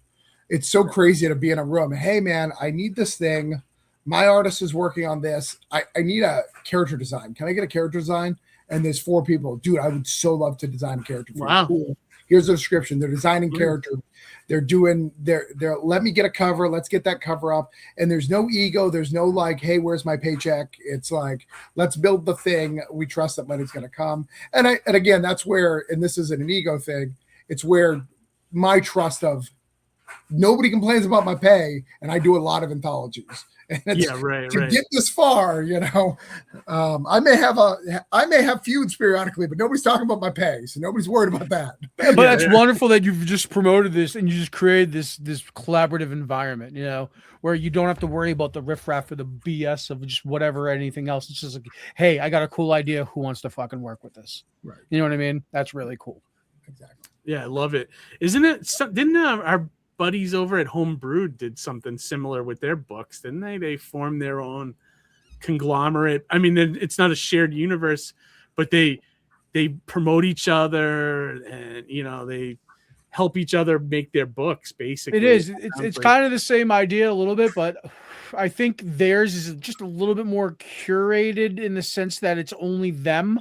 Yeah, it's only where like it seems like Travis, you're looking to bring people on, not like you said, it's not an open casting call, but I think it sounds like you're more open to submissions than those guys are, right? Yeah, like right now we've got to build our thing. We have Pete and Matthew, two creators in the back. They love you, Johnny. They're talking about you. Oh, yeah, I saw that. Yeah.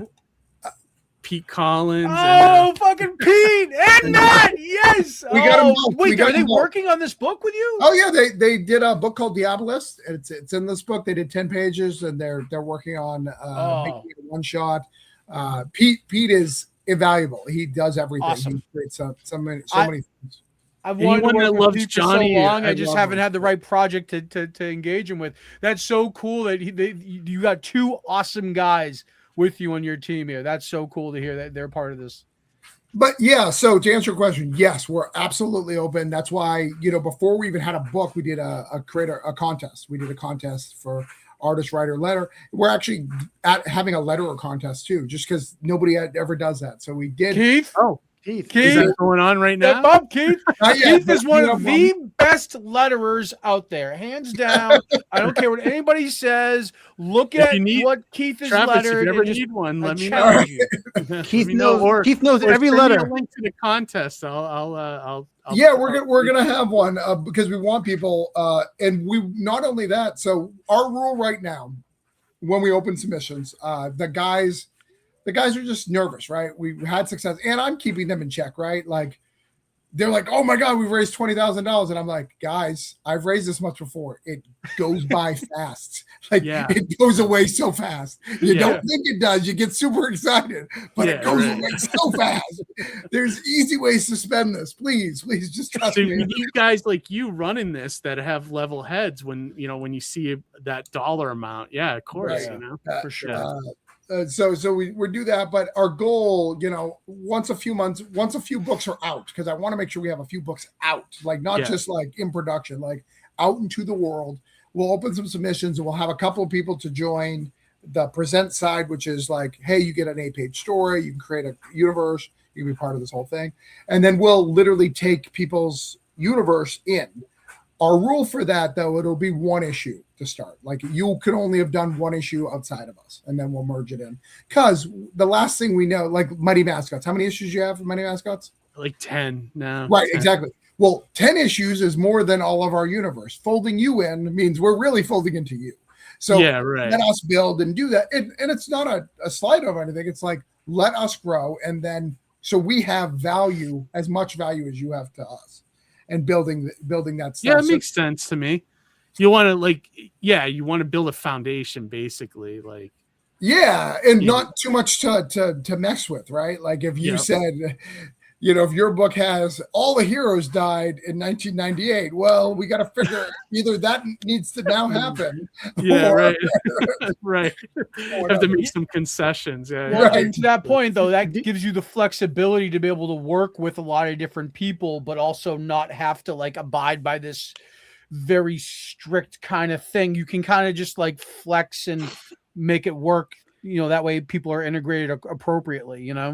Yeah, exactly. And like I said, we do have getting into a little fiction, we have a character called Juna. She's one of our main characters. She's like the Superman of the universe. And she has kind of like the Maureen McTaggart from Jonathan Hickman's run, where she has multiple lives. But unlike Maureen McTaggart, she resets the universe. When she dies, she kind of resets it in her image. So they may have been universes before that some of these characters exist that can get pulled over. She can also bring things from her past in. She can also remove them. So it's a add and remove ability that she has. Right. Very omnipotent. Right. But it allows us a lot of flexibility.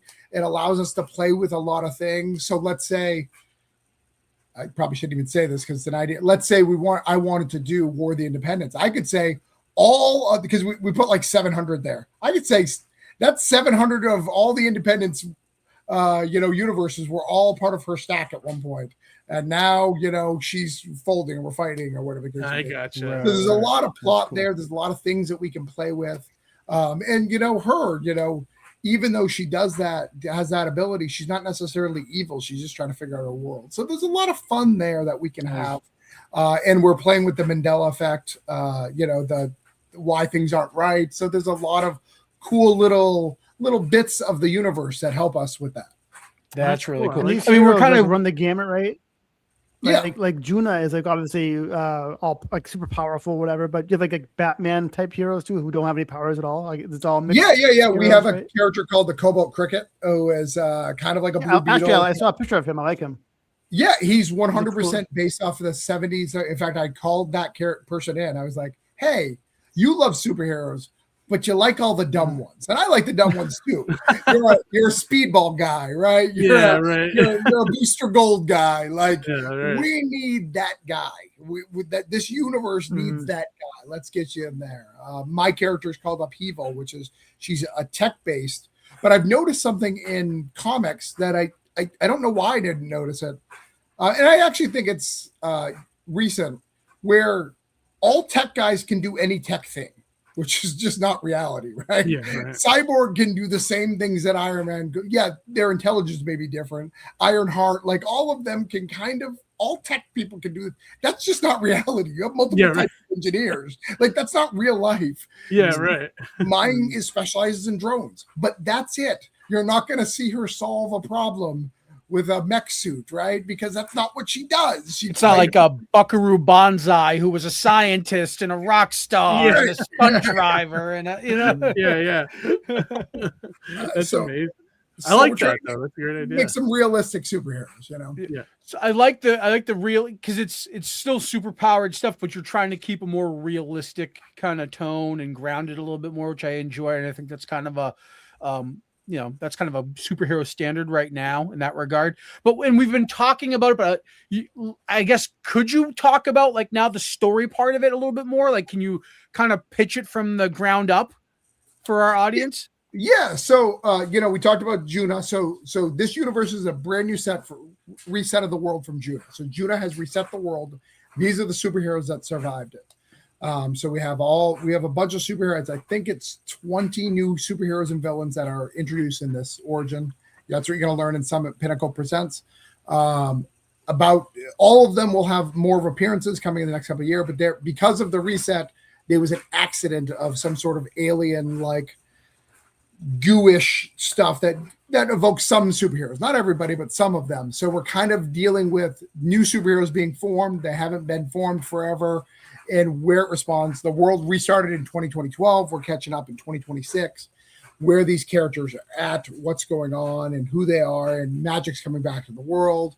All that fun stuff that you would get for a superhero. So we've got the Summit universe, the Pinnacle, which is where you learn the origins of a lot of these things with small little with small little snippets of all the heroes. But you also can buy 3 books right now, which is Upheaval #1, Granite #1, and Noir #1, which is 3 of the heroes in the universe. Noir is kind of she's a mayor. She's got a self suit. She kind of looks, a lot of people compare her to Black Panther, but she's really just, she's more of a Daredevil type character. You've got Granite, who is a alcoholic party kind of She-Hulk character who is a celebrity. She's a celebrity superhero who doesn't want anything to do with superheroes. And you got my character Upheaval, whose parents died. She controls drones, and she wants to figure out where the origins of her family is. The typical, you kill the family, you're now a superhero. Clearly one of our parents survived, so that's why we're not superheroes. Gotcha. So are you guys also bringing an indie kind of sensibility to these characters as well? A little bit, but we're not trying to make it edgy or any of that stuff. We're trying to let people tell the stories, and that's what's going to be fun. Is everybody kind of tells it their own way. Some of them are going to be a little more mature and edgy. Some of them aren't. It's kind of playing with all that stuff. We're not trying to reinvent the wheel. We're not trying to say we're the coolest superheroes ever. But hey, if you want to try something new that doesn't have continuity that's been reset 1,000 times, try out our heroes. And again, If you don't, you could never buy any of our books and you just want to do the cool events. Every year, we're going to give you an event book. So it'll be run by a different team. We're going to hire people to do teams, and it's going to be fun. This one was created by the majority of us. Next year, we're going to have Adam Barnhart. Those are 2 of the covers you can get. Those are the soft cover versions. Look at, this group of look at those characters. They're amazing. Like that's Pete. That's Johnny's guy. Yeah, it's Pete. Dude, Pete's awesome. He does such great work. Like, and it shows right here. This is the cover I got. I believe I backed. Yeah, I love it, dude. It's so good. Do these heroes have a group name? Like, are they collectively known as something? Not yet. There is, but it has not happened in the continuity yet. So, you guys got Phil Hester to do a cover, huh? That's dude. If you're gonna do superheroes, you got to get Phil Hester. Right? That's great. Yeah, and Dave Acosta, you may not know him, but he's the current artist on Thundercats. Oh, that's right. Yeah, that's right. So you're not going to go wrong there either. But Phil Hester, here's the even cool stuff. That cover B, that hardcover. I know it's expensive, but here's what we're going to give for. I'm having 250 artists sketching that. And some of them are Phil Hester. I'm going to have Phil Hester, but I am personally going to. It's right on that like piece of paper that you just saw. So it's going to be sketched right there on a book plate. So they're all going to be sketched. 250 people, but I'm going to be calling all my friends. So when I go to that April 11th, damn right, Joseph Smelk, who's at that show, is going to do one. God right, we're going to have Rich Woodell do one. We're going to have Mark Bagley do one. I'm going to call in every favor of every artist I've ever had for 250, and I'm going to give you a list, and you're going to get a random sketch in there, which is really That's cool. awesome. That is so huge. That's fantastic. That's huge. Yeah. Love it, dude. Back this campaign. Why wouldn't you back this campaign? Why would you back that tier? I mean, why wouldn't you? And those are the 3 issues that we're talking about. Yep, the upheaval.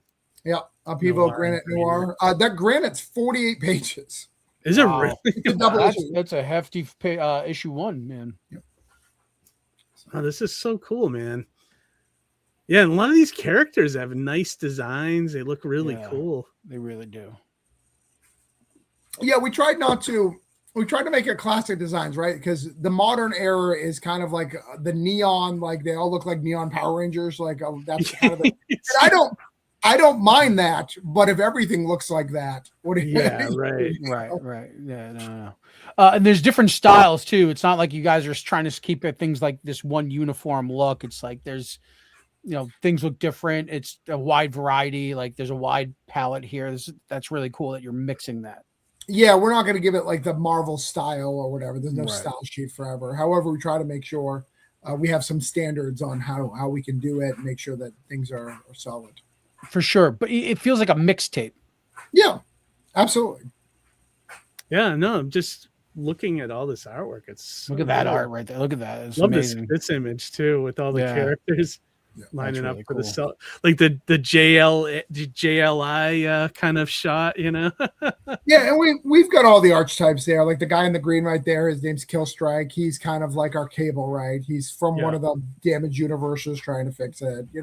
We've got all the cool stuff, but we have some ideas that are original that haven't been done in superheroes. Again, this is the setup, right? So this is gonna feel like, oh, this is just kind of just new superheroes. Cool. That's what we want from you. But hoping you'll fall in love with 1 or 2 of these characters. We don't expect you to buy them all. We expect you to buy the ones that you like, and we'll give you an event book once a year, just like you do at your normal comic store. But we're going to give you enough variation to find something that you may like that you can get down with. Yeah, I love it, man. That's what, that's what the best books do. Like when they have like a thing like this, you don't have to get everything. No, you find what you like and you stick with it, right? Yeah, right.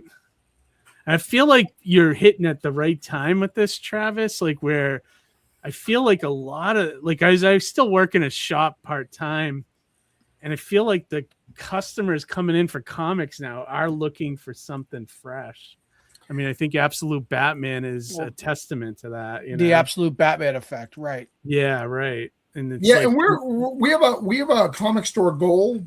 But however, again, we don't want to let anybody down. So when we go to the comic store, I want to make sure that I have 12 issues out. So 12 issues will be done before we go out. So before you start doing distribution. Yeah. So every month you'll have a Summit comic. I don't want us to be like a fly by night. oh, we're going to publish it one this month and we'll see you in 2 months. And this, no, I want to give you a monthly comic. We're going to do it. We have a plan to do that. Again, it's just building the backlog to make sure that that's right and building the right avenues. We have the deals with Massive already, so we're ready to do it when we want to do it. It's just making sure the time is right and making sure we can do what's right by the customer and the company. And put out a steady product, like constantly. Yeah. Exactly. No, it's and everything, by the way, too, like we're not going to go into budgets or any of that. It's not like a percentage or it's a flat fee. Like here's how much it costs to do your thing. Like they go do your thing. We're not trying to, if yours is a hit, be a hit. Like don't let us hold you back. Right. Yeah.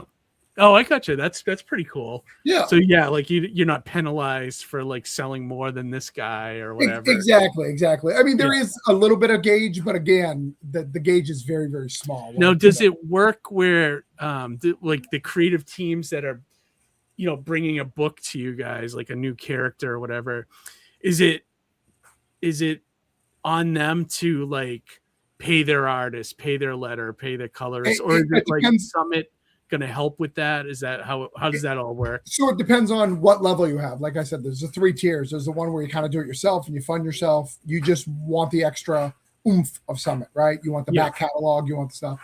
There's ones where we'll pay for everything, and then there's ones in the middle where we have people. I mean, I can call in favors to get, if you want, you have your dream, I can give you 8 pages. I can call in some favors to get you an 8-page story. We'll put it in a thing. So it depends on what you need, but you'll always have our marketing team. And one of our big goals is to be able to always be able to buy at least a cover for you. So even if you weren't anything, I want to get you a cover. So let's get on to it. We're trying to figure out a way to do cover. The goal is not to be rich on this. The goal is to make it so you can get yourself rich, right? We're not rich, but like you can get yourself a comic with an edge, right? Your superhero book now has a chance because your superhero book before was just your concept and whatever you can afford. You're part of this huge, bigger collective. Yeah, no, that makes sense to me. But it's also like almost like every book could be its like Elseworlds in this universe, unless it needs to be used for like the collective thing, right? It's like it could be its own little thing, right? Everything is its own little thing. Yeah, unless you need to do like the big joint book, right? And then that kind of comes in. It's not like you have your character could opt out. Like you could opt out of the event, so you don't even have to be part of that. Or you could do, going back to the War of the Independence, just because you guys remember it. Remember there was a couple of spinoffs of people who didn't get accepted, and so they did their own little spinoff, which was cool. And you could do that too. Let's say, that plot sucks, but I like this one part of it. Can I do my own little one shot and kind of tie it in? Sure, do your thing. Cool. The goal is not to hold you back. Our goal is just as a company to be able to produce books, to get a back catalog, to be able to go, hey, we mean something. We're serious about this. We're going to help you sell. Because if you have a digital backlog of like 14 books, even if you sell a quarter of them, it's going to help you on your first issue way more than just you trying to do it on your own. So we're trying to help. And we have a marketing team posting every day, getting us interviews, getting us status, all that stuff. Yeah, that's great. That's all good stuff, man. I love that. Amazing. And I like that you guys are keeping like ahead about it. Like it's not like just like IP farming and then like you guys are moving on to like, all right, let's get our TV show going. You know what I mean? It's like, it's like you're trying to make the comic, which I appreciate. Like I love it. Dude, I don't know what else to say. It's great. That is really cool. Yeah, that is really cool. What's your vision though? I mean, what's this thing going to be in 5 years? Or that's a good somehow question. they all come together at the goal is to, in 5 years, to be able to have multiple facilities to be able to ship and to get people to go to cons, to be able to pay for cons and doing it. We're going to do one this year. We just approved in the back end with the money that we got for here. We're going to hit Baltimore. That's the only one we're going to hit this year. But I'd really like a West Coast storage facility, East Coast storage facility, and it just hosts, here's your banner, here's your stuff. Go ahead and go pick it up. Let's do the thing, and try to figure it out. I think that's good. Like good goals, like smaller goals for like an indie company. I think that's great. Yeah, I'm not trying to compete with Marvel and DC. What I'm really trying to do is, one, raise more money on superheroes on Kickstarter. Two, slow down Not Safe for Work by making good books. And literally, again, I don't have an issue with Not Safe for Work. The goal is, if we make better books, we're competing against it, and it takes a small of a share. Yeah. Three, can we pay for somebody? Is it possible with a small company, if everybody's pitching in and their books are doing well, and a small percentage of that goes off, or a small cut of that goes off, if we can build new talent and build books and build opportunities for people who don't have opportunities? One of the things that I try to pride myself is giving people opportunities. You know, why I do the Cthulhu's, that's why I do the Holiday Spirits, that's why I do a lot of backup stories of my stuff, is giving opportunities to grow the community. It's not just about me. I know a lot of people are just about them or their new thing. That's why, you know, you mentioned I haven't gone on the show. I can be on the show every month. I always have something. I don't want to be the guy knocking on your door going, oh my God, I need to raise my $5,000. And again, we appreciate that though, Travis. No shame to the people who need to do that. Like, please go ahead and do it. It's a hustle, and I appreciate. I'm a hustler too, but this is a career for me, so I'm not like it's. I just think of it differently. Like, it's not about one book; it's what other books. And I'm running Orange Cone still. Like, I was gonna say, are you still doing your own stuff on top of this? Yeah, I have a Kickstarter live right now. Dude, like so much work. So much work, bro. So much. I love it though. I love that. I love your passion. It's kind of, you know, I feel like I'm kind of like you. I'm seeing a mirror, you know, like your same kind of passion for comics, you know. Love it. And so tell us about like what you got going on at the Orange Cone. Is that the name of your company? Yeah. What do you got going on over there? I have a full slate of books. It's already February and I'm 4 books behind. Like, literally, that's how crazy it is. So we have right now we're live with Granite State Punk. It's a bootleg version. So I need to go to cons, but because of Summit, I didn't have time to put the version of Granite State Punk out that I want to. Okay. I want to put hardcover. I want to get some bands to do some stuff. This book means a lot to me.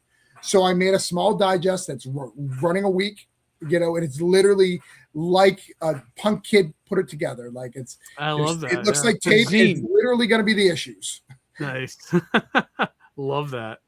That's great. What is this? I support everyone's hustle, but what really annoys me are unsolicited DMs. Some people just drop a Kickstarter link in my inbox with zero context or explanation. I gotta say, I get annoyed by that. I always send one back. I was like, hey, do you like mine too? Like, what are we doing here? That's a great idea. I'm gonna start doing that too.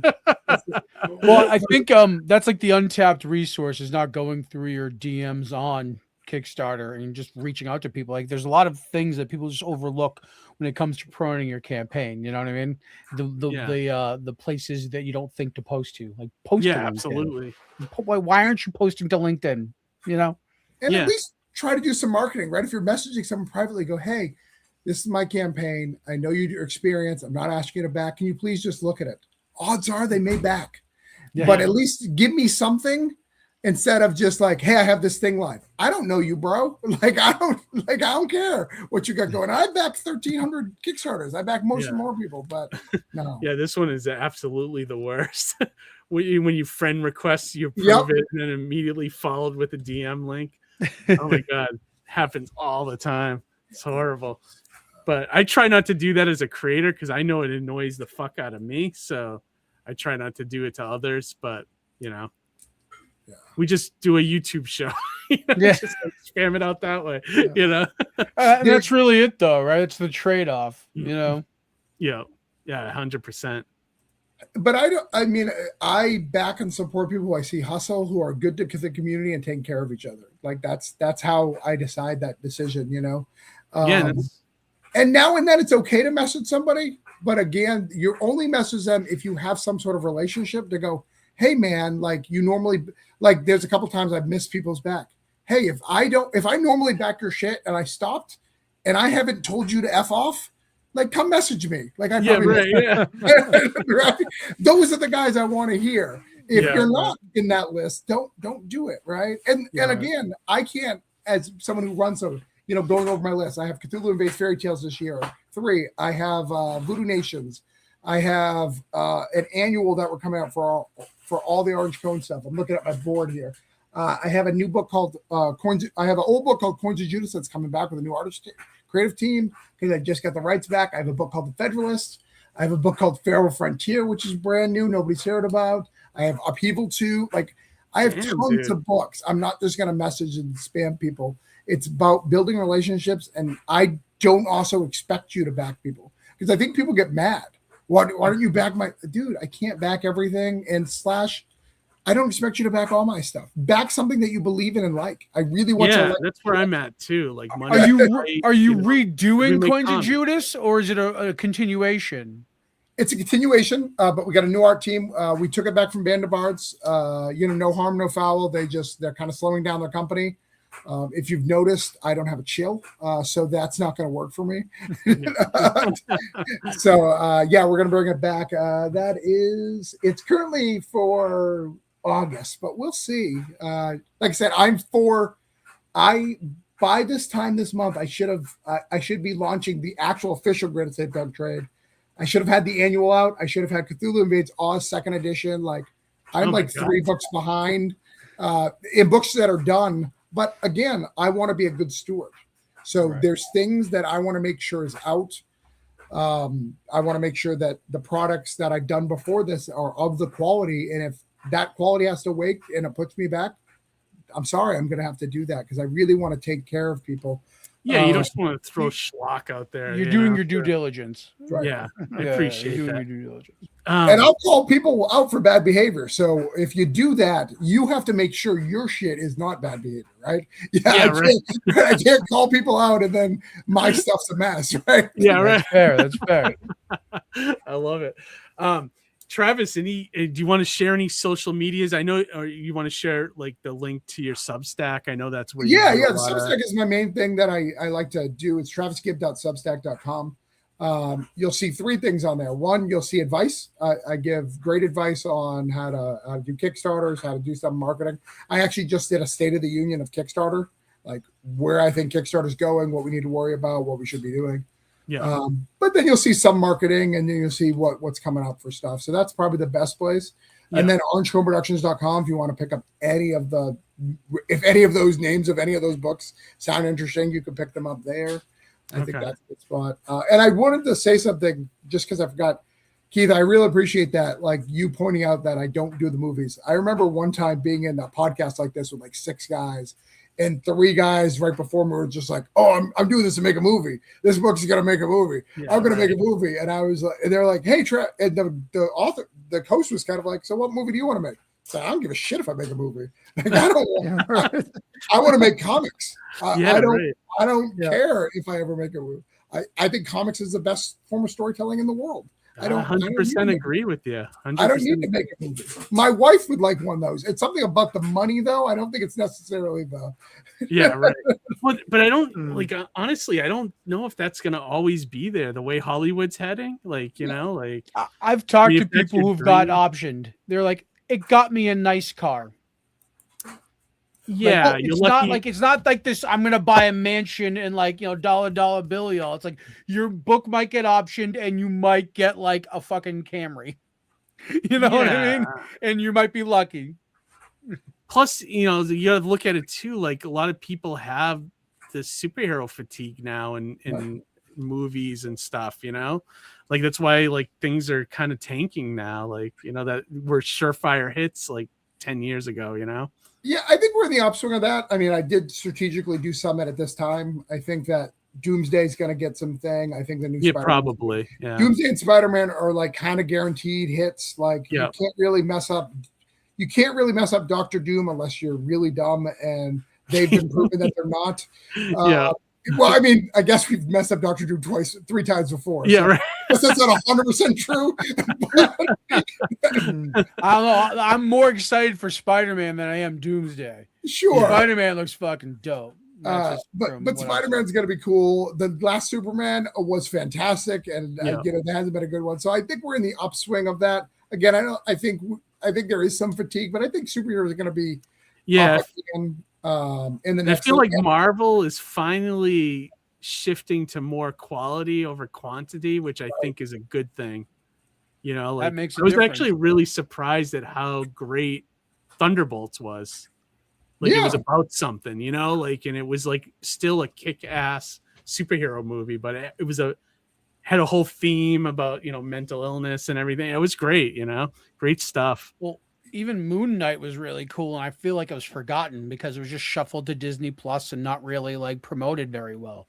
You know what I mean? And then meanwhile, it's like a really cool story with a unique angle of the multi-personality thing, which you don't see too often, you know? Right. Yeah. Good stuff. So like, so I feel like if anything, like quality will win out more than anything now, you know? So I think we're in the upswing. I think there's some good stuff coming out. I think, you know, even Ironheart, like if you get past the first 2 episodes, because it switches vibes. It's a very good show. Like, they built some really cool stuff. I think we're going to get there, you know, and knowing that Daredevil, hey, we could have done this.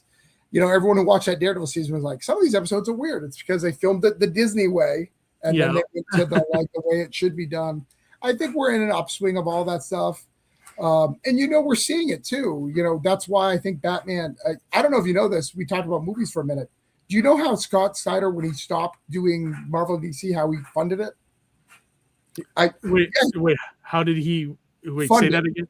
How he funded the ability to do it. Because remember, he stopped DC and Marvel for a bit. Yeah, right. He did for like a couple of years, right? It was options. So he was living off of options. He would get options yearly because he'd get to the level of success. And he was like, that was my rent. Like, I got enough options, 10,000 here, 20 here, 10 there. That's my family, what my family needs. So I can break off and do this other stuff. I think coming back to DC is a sample of not Hollywood is probably not in the family anymore. You know, he definitely hit gold with that Absolute Batman. I've never seen a book like this in, you know, since the 80s, where it's like every issue is like on a 3rd or 4th printing. It's insane. Yeah. And like this new one that's just coming out this week with the first appearance of Poison Ivy. My store that I work at went from buying like 10 copies for the shelf. There's like 75 issues coming in. I'm like, holy shit. Like, that's the 90s all over again. Dude, it's crazy. It's crazy. Like, I've never seen anything like this in this day and age, you know? I'm a Marvel guy, and DC is just kicking Marvel's ass story-wise. They are, dude. Everything is just better. Like, even stuff I don't like I may not like the characters as much as Marvel characters, but the story, what they're putting into it, the effort of how they're growing it is just better. And I hope Marvel decides to change, because I'm seeing little changes with Marvel. I mean, having bringing like Jimmy Palmiotti back is a smart move. Right. I think Chip Zdarsky's a good call. Bringing him back. Chip Zdarsky's good. There was someone else too. Oh, bringing Joshua Williamson over to reboot Iron Man was a smart move as that issue was so good. Yeah, it was a really good start. So so little changes. They're not quite there. And then their best book is Philip Kennedy Johnson's Hulk right now. Is unbelievable. Well, and they signed him to an exclusive contract. Again, smart move. Yeah, smart. That's smart right there. If you're gonna fix things, you've got to do it. And I think they want to. It's just, but DC is literally that you can tell. I think the difference is you can tell that DC cares about every book that they put out. Where Marvel's like, we care about these 6. And then the rest are, and then just everything is just shitted out onto the shelf. Yeah, I know. I look at it every week. I'm like, what the fuck is this? I still buy it every week because I'm an idiot. I just like, my God. I like Spider-Man. I don't care how bad it gets. I'll keep reading it. I love you, Spidey. Oh my God. And the cover. But you know, there's not a lack for stuff out there, right? Right. Yeah. There's not a lack for, so for even like individuals to take the time to even invest in Summit, please, like that's amazing, man. You know? Yeah, dude, I'm so happy for you. I think it's gonna be awesome. I think you guys are gonna nail it. Like, just right out of the gate, this looks like a cool universe. So congrats. I mean, lots of people have done it and they didn't have this sort of success, so we're doing something right, you know. And I think you're approaching it the right way too. Like, you know, hey, let's build this up. Let's, you know, let's not just run out right out there and think by the second issue in that we have, we're running for that IP and like the movies and a lot of these companies make that mistake, so that might come along at some point, and whatever the case may be. Factor, like it can't, like you're just gonna be in it for the comics.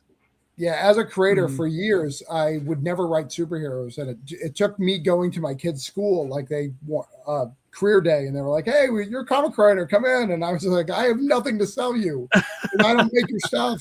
That I changed my mind, but I was really like, all the best series are made. Like I know it's Spider-Man, it's Batman. They're made. I need to write them. I don't need to create my own. Like I need to create horrors and punk rock kids that nobody's seen. Like that's what I need to create. But as we've been doing this, and I've seen it, just the love that you have and the excitement. Like I have to calm these guys down in our group. We have a Discord, and they're just like, "All right, I have this 5-issue arc. Here's 4 pages done." I was like, "We haven't even approved it yet." They're just, I'm just like super excited about this idea. We've got to do it. I've hired this. I was like, we have to hire other people that aren't us. Like, but they're so excited and like connecting their universes. And like, when is this guy going to go bad? We have to have event books planned out. Like there's an excitement to this that I think superheroes bring just because we love them. Like anybody who's in comics, there's not a person, regardless of what they tell you, that didn't fall in love with superheroes first. Yeah, right. They may have fell in love with Vertigo and hid there, and that's their very But go off the reservation every once in a while, Right. Yeah. But that passion's a driving force, and that stuff's infectious. You know what I mean? Yeah, absolutely. Did you cover every link that you wanted to share out? I think you did, right? There's thousands of links. Right. So if you have to tell the audience to point to one specific place right now, Travis, where would you send our audience? I would go to Summit Pinnacle #1 on Kickstarter. Go to that right now. Awesome. And we'll share out that link. I just put it in the chat not too long ago. Let me put it in there again.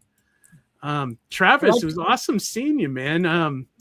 If you want to bring a bunch of Summit creators on at some point, and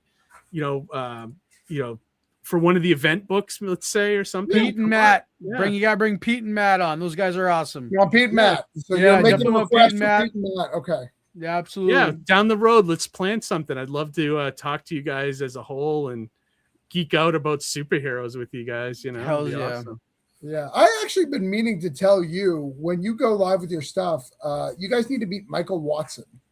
He has a show, but what his show is interesting about is he'll draw your characters right in front of you, and you own it, and you can do it. It's super cool. So I love that. Really cool. Yeah. So when you're talking, he's going to draw one of your characters, and then at the end, you can use it for a pin-up, a cover, whatever you want. It's just so much fun. Like I've been having a lot of fun going on that show. So highly recommend it. Okay. Next time, go check that out. That's really cool. In the promo run. Yeah. Awesome. All right. Well, Travis, thanks for coming on again, man. And hopefully I'll see you at a convention sometime soon. I would like a beer with you. Not Johnny, but I would like a beer with you, Keith. You have not let me Keith doesn't drink. You're screwed. Well, I can have a Coke. Root beer. Root beer. There you go. Fancy. You're surprised when I show up April 11th. I would like to see that. Last time I saw a picture of you guys in it, you guys had my enemy at the table, and I heard shit was talked about me. But that's all right. I'm here. Who is this? No, your boy Tony. Your boy Tony. Oh. It's not a mystery. I'm not showing shade that Tony, James, and I are not friends. He literally writes a Substack about me every day. He's bored. Oh my god. Tony's a good kid. He's a good kid. My wife said that she'll drink tell me. They say he's very talented. He tends to like it run his mouth about me, but I hear he's very talented. You know what? The problem is he idolizes CM Punk too much. He's got bad influences. That's all. That's the problem. I was sad that this started at the time that CM Punk came out. I was like, fuck, 10 o'clock, CM Punk's finally here. I have to talk to you. that character, your Diabolist character looks like a CM Punk or some kind of wrestler kind of dude. He kind of looks like he's very cool. He's that's Pete Collins and Matthew Sumo's character, and he's a magician. Believe it or not, he's kind of a magician who does like a Daredevil stuff. it's very interesting. It's a very cool take. It's a mix of magic, but he doesn't know magic, which is kind of cool. Like he's kind of he deals with the magic stuff, but all of his magic is trickery. But he falls himself into some stuff. You know, that sounds cool. It's funny. I actually met Pete at an AEW show for the first time. So I knew him online through Twitter, and we were in the same Twitter group. Well, I actually physically met him in person at an AEW show. There's another one shouting you out right here, Johnny. James Sullivan. Oh, yeah. What up, dude? You know what? That's the thing is when you travel around, you meet people. You know what I mean? I got to buy this Amy a beer, which is exciting. I'm excited to that's my wife. She said she'll come and drink my beer if we. That's acceptable. We should all try the. We should all try the liquid death together. Oh, the liquid death. I like a liquid death. I have a liquid death in the fridge right now. There you go. I only drink mountain water. I don't drink any of the sparkled stuff. However, I did try the root beer and it was pretty good. Oh. Yeah, right. He said sketching the beast. He's got a Kickstarter right now called Sketching the Beast. It's kind of his. Okay. Stuff. Awesome. So check out Sketching the Beast as well. You know, when you go and check out the drop. Hey, James, drop your link in the comments. Yeah, there you go. In case people want to check it out. Hell yeah. All right, yeah. Well, Travis, great to see you as always. And thanks for taking time out of your very busy schedule to come on the show. We greatly appreciate that, dude. I value you guys. I'll be here anytime to talk crap. I'll call people out. I know I waited till the end, but we can start at the beginning next time. Like I'll go to war. I'll get you so many views. Let's go. All right. I love it. Well, we'll take you up on that. We'll do a whole summit thing, you know, when you guys got the event book going. Yeah. All right, man. Hells yeah. That would be really fun to bring you guys on. All right, Travis. Have a great night, dude. And we'll talk to you soon, man. Take care, man. Have a good one. Later, dude. Have a good night. Dude, I'm excited for what him. a wild show, man. Universe, you know, like the funny thing is, all the people that are working for him are people I know. It's crazy. That's awesome. Yeah, it's crazy. Hey guys in the chat, thanks for stopping by. Thanks for watching tonight, everybody. Greatly appreciate you spending time with us. Yeah, definitely. So Johnny, should we? Well, go ahead. Go ahead, Harry. No, kind of like I remember that back in the day, superstars of wrestling, you would watch like all of a sudden you see a new wrestler run to the ring, you know who it is, and then they're like beating the crap out of like this like a jobber or whatever. And then in the corner, they're like there's a window, like in a window, like a box in the corner of them talking it, like they're doing their interview, their pre-game. So it's like introducing a new wrestler in this world of wrestling. You know what I mean? Like every week is a new person. That's kind of like what his comic reminds me of, like a new hero being introduced in this world of like heroes. Like every week has like a that's cool. Like that's cool Outback Jack or right. Yeah. Hells yeah. Definitely. So Johnny, I was gonna say, should we tease our little project that we're working on? Yes. Well, so I don't think we should say what it is. Okay. But I think we should tease it. Yeah, you're good at the tease. You do it. Okay. So much like where Travis and those guys are undertaking an endeavor of something that is unique. Well, sort of unique, but we saw a gap in comics based upon a personal experience of Keith's that we thought this would be cool, and nobody else is doing this. It was something that they used to do back in the day, something from the past that we, that's saying too much even. So something from the past we can kind of dust off a little bit, and it also has like an re-examine. Interactive kind of a component to it. Yep, it's unlike anything that's happening right now. They used to be big back in the day, not big now, but I think there's a market for it. I think we're ready for it again. So I think that's why now's the time to do this, and we're not far off. But I don't want to take away from the shine of our awesome guests tonight and the things that they announced and the things that they're working on. Tease, do a little. Yeah, this is just a little tease, and just so stay tuned. We're getting all our ducks in a row before we go live. I think in a in a world where everything's dark, this is like a little bit of a light. There's a spotlight that's a good, on that's a good goodness. point. On goodness. That's a good way. Yeah, Yeah. It is a little bit of a spotlight on the more positive side of things. He's like, James is like, way to be vague. Yeah, I'm being super vague because we don't want to talk about it yet, but we want to talk about it. So that's the problem. And again, we don't want to take away from what you guys are doing with your thing. So, we'll keep watching us and, stay tuned. And I'm confident a lot of you guys, when we announce it, you guys will want to be a part of it, or you want to contribute a piece of it if you have something that matches what we're looking for specifically. This will be like the last story of the news, of the local news, like the feel good story. The feel good. No, I don't think always. I don't think it always would be, but I think no matter what, it's gonna be real. Okay. Right. Yeah. And we should leave it at that. Good idea. Right. It's gonna be real. Well, we're still trying to get all our ducks in a row, which we're almost there. So, hopefully we'll be able to announce something maybe in the next episode or the episode after, I think we could probably fairly say that we can launch and announce the page that we're looking to announce. Yeah. In March, if not by the end of March. I could probably confidently say that I'm going to go to C2E2 with a stack of promo cards. Okay. Yeah, we can get those going, right? Yeah, exactly. Yeah, that'd be easily. great. Yeah. Oh, look at that. James is saying if we need artists, hit them up. Awesome. Thanks, James. Awesome, appreciate that, man. And you know what? We will. I'm confident we're going to need artists. So. Chris Madsen, Right. come on, you can say. No, Chris, but we're going to need artists. We're going to need artists. That's for sure. And like I said, it's going to be real. Yeah. Awesome. That's a good one that ended up on. Yeah. It's going to be real. Anything else you guys want to talk about before we wrap this bad boy up? I mean, I just want to say thank you to everybody watching. What's up? Yeah. Thank you for everybody watching. For real. Appreciate you taking the time to watch us. Yeah, absolutely. And I will remind everybody that Kid Switch is still live on Kickstarter in the late pledges category. That's coming along good. I put an update on it this week. Issue 2 is almost done.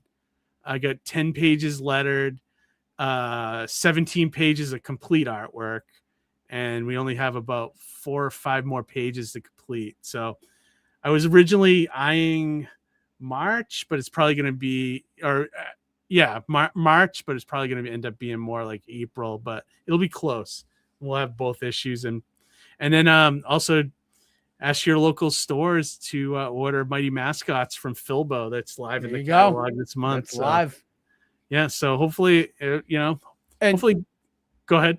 I was just going to, and don't forget you can order the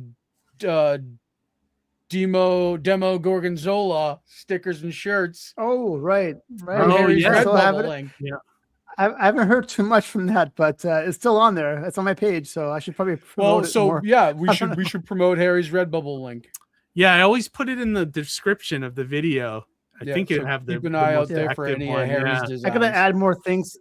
My Redbubble site is the least populated site. I have more stuff in my Instagram than Redbubble, but I should probably put more stuff on there. But you could sell stuff on Redbubble. Yeah, you should probably start the difference. Right. Yeah, but hashtags and things I make a few cents on the dollar, but it's still more money coming. It's just cool to sell something anyway. Right. Yeah, absolutely. I've sold more things. on that site without promoting it. Like the biggest seller is that Alyssa Milano t-shirt, triangle, the cookies. The Milano. That's the one that sold. Yeah. People have found that on their own and they bought them. I see it every now and then, like a sale going on, or someone buys one and I get an alert in my email. I like it. It looks like a Wacky Packages sticker, which I think I've told you in the past. Good stuff. Johnny, I've walked by those. Go ahead. Okay. No. I used to walk by that Pepperidge Farm, cookies all the time. I can't believe no one's done it yet. I always check and see if anybody's done it already. And I couldn't believe that nobody had done it. I'm sure people thought of it. Aren't obvious. I know. It's I know. Maybe that's why. Maybe that's why people thought it was so obvious that it must be done already. Yeah. Yeah, exactly. Sometimes you see stuff and then you think, oh, that's so obvious, but no one does it, like, yeah, I know, it's right? interesting. Yeah. I heard it. I heard it from Tony Danza. He yelled at me. He yelled at me. That's right. Johnny, you have anything you want to shout out this week? Or no, just that my first 2 conventions of the year are going to be, well, the first one of the year is going to be Dragon's Realm Comic-Con. Oh, yeah. When's that right one? Here. When's that one? That's going to be March 21st and 22nd. Oh, that's coming. That's right around the corner. Spaces just opened up. Oh, really? So yeah, they actually just opened up a few more spaces. So they were sold out before. Oh, okay. I was gonna say. Okay. Yeah. So that goes to show like a lot of people are jumping on the show. It's going to be in Danbury, Connecticut. Okay. If that's within your realm, highly recommend. They announced some guests. Pete and Pete are going to be there. Who? Pete and Pete from the Nickelodeon show. Oh, cool. Yeah. And the other show is going to be C2E2, which I just talked about. So C2E2, I'm going to be splitting a table with Jimmy Kutsai, good friend of mine, and we're going to be in Artist Alley together.